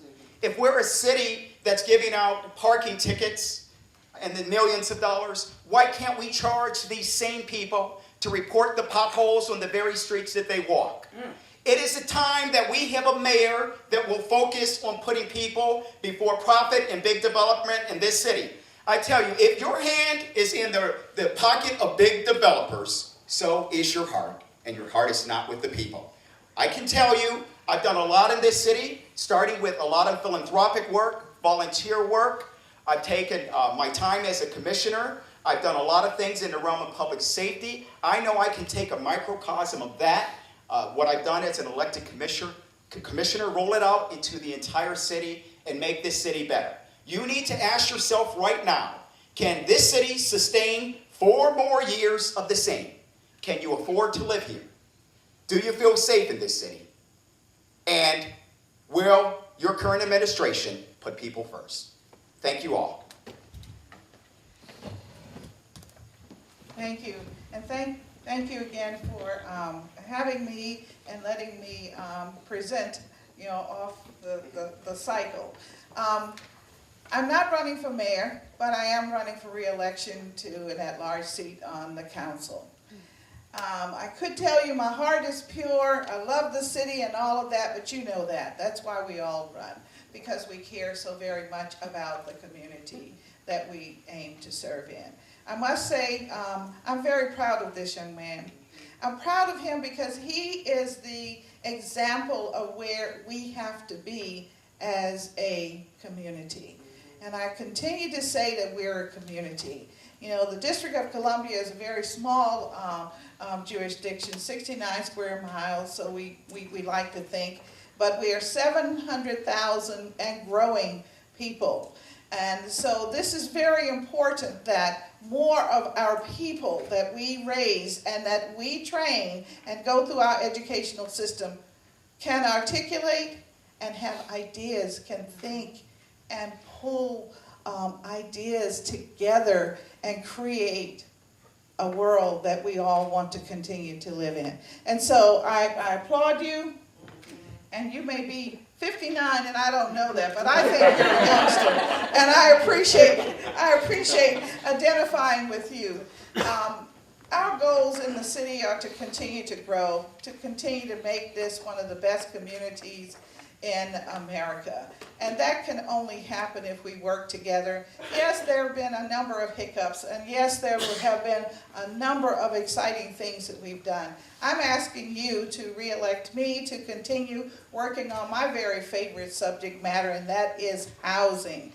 And I promise you, I will do the very best by you. Thank you.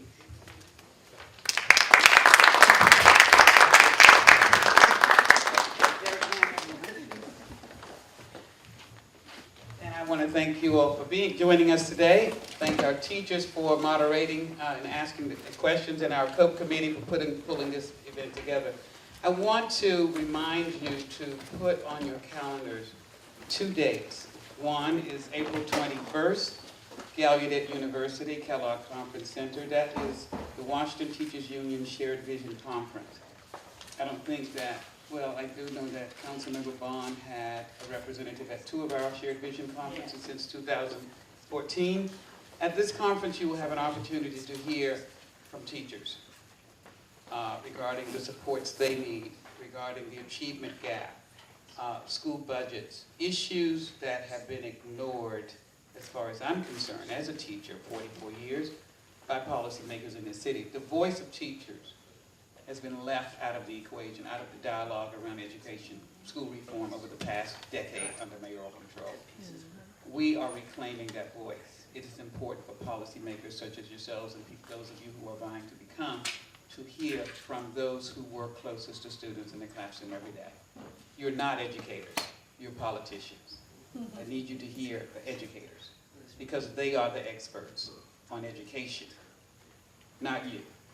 So I'm going to invite, and of course the legislative session that is included in this conference each year is a 90-minute session, so if you can't stay the whole day, the focus will be on math literacy this year. We partnered with the Algebra Project out of Boston. Derek Simmons is the chair of the planning committee for that conference, but it's important for you to be there, if not the whole day, for that 90 minutes, because it is designed specifically for you. State Board of Ed members, all council members, the Deputy Mayor of Education, and the Mayor. And we will share, because in the 2014 conferences where we shared with the city council members present how the at-risk funding had been misappropriated, how those schools who serve the highest number of at-risk students received the lowest amount of those funds, and how schools that had the fewest number of at-risk students received the lion's share of those funds. We did not want to see that repeated. Since that time, we've been informed that it's been corrected. However, teachers reported that, and they talked about some of the pressures that were being put on principals and teachers to game the system. This has been happening for 10 years. It didn't start with Ballou or Dunbar or Roosevelt. This has been happening for years. And the focus has not been on teaching the content, a rigorous curriculum. It's been on the test as a single-digit measure for school success and student achievement. And that is a mistake. Teachers will be able to tell you as experts on what really works because they do it every day. The successes that many of them have with students who come 2 and 3 grade levels behind, never accounted for, because it doesn't reach the bar or proficiency. So they're not even given credit for making progress, for moving students from one point to the next, because our focus has been on a single-digit measure test score. The teacher turnover due to the impact evaluation. There is a correlation between a lot of the policies put in place under mayoral control and what is happening right now in many of our schools, including the growth of the achievement gap by over 52 scale score points over the past 9 years. And that is a crime, in my opinion. So I hope that you're going to be at the Shared Vision Conference. And the last one is the Metro Labor Council, because we did not get a chance to ask you those labor questions that we need to ask you. One in particular is around Janus case, Janus versus AFSCME, which will be heard by the Supreme Court before June, by the end of June. Not only will the Washington Teachers Union want to know, what will you do as council members, prospective council members do to ensure that our unions in the district and metropolitan area are not defamed and defunded by that Supreme Court decision, which is clearly going to go south, not in favor of unions when it is decided. We already know that. We want to know, what will policymakers and politicians in DC do to protect the collective bargaining agreement, and the fact that we have unions who have basically fought for civil and human rights forever. What will you do to protect those unions and ensure that they are not dismantled? And I want to again thank the teachers for being here. Thank Laura Fuchs and the COPE committee members. Thank all of you for coming out. The Metro Labor Council, you will be informed. You will receive a questionnaire. Okay, yes, thank you. Thank you. She's on.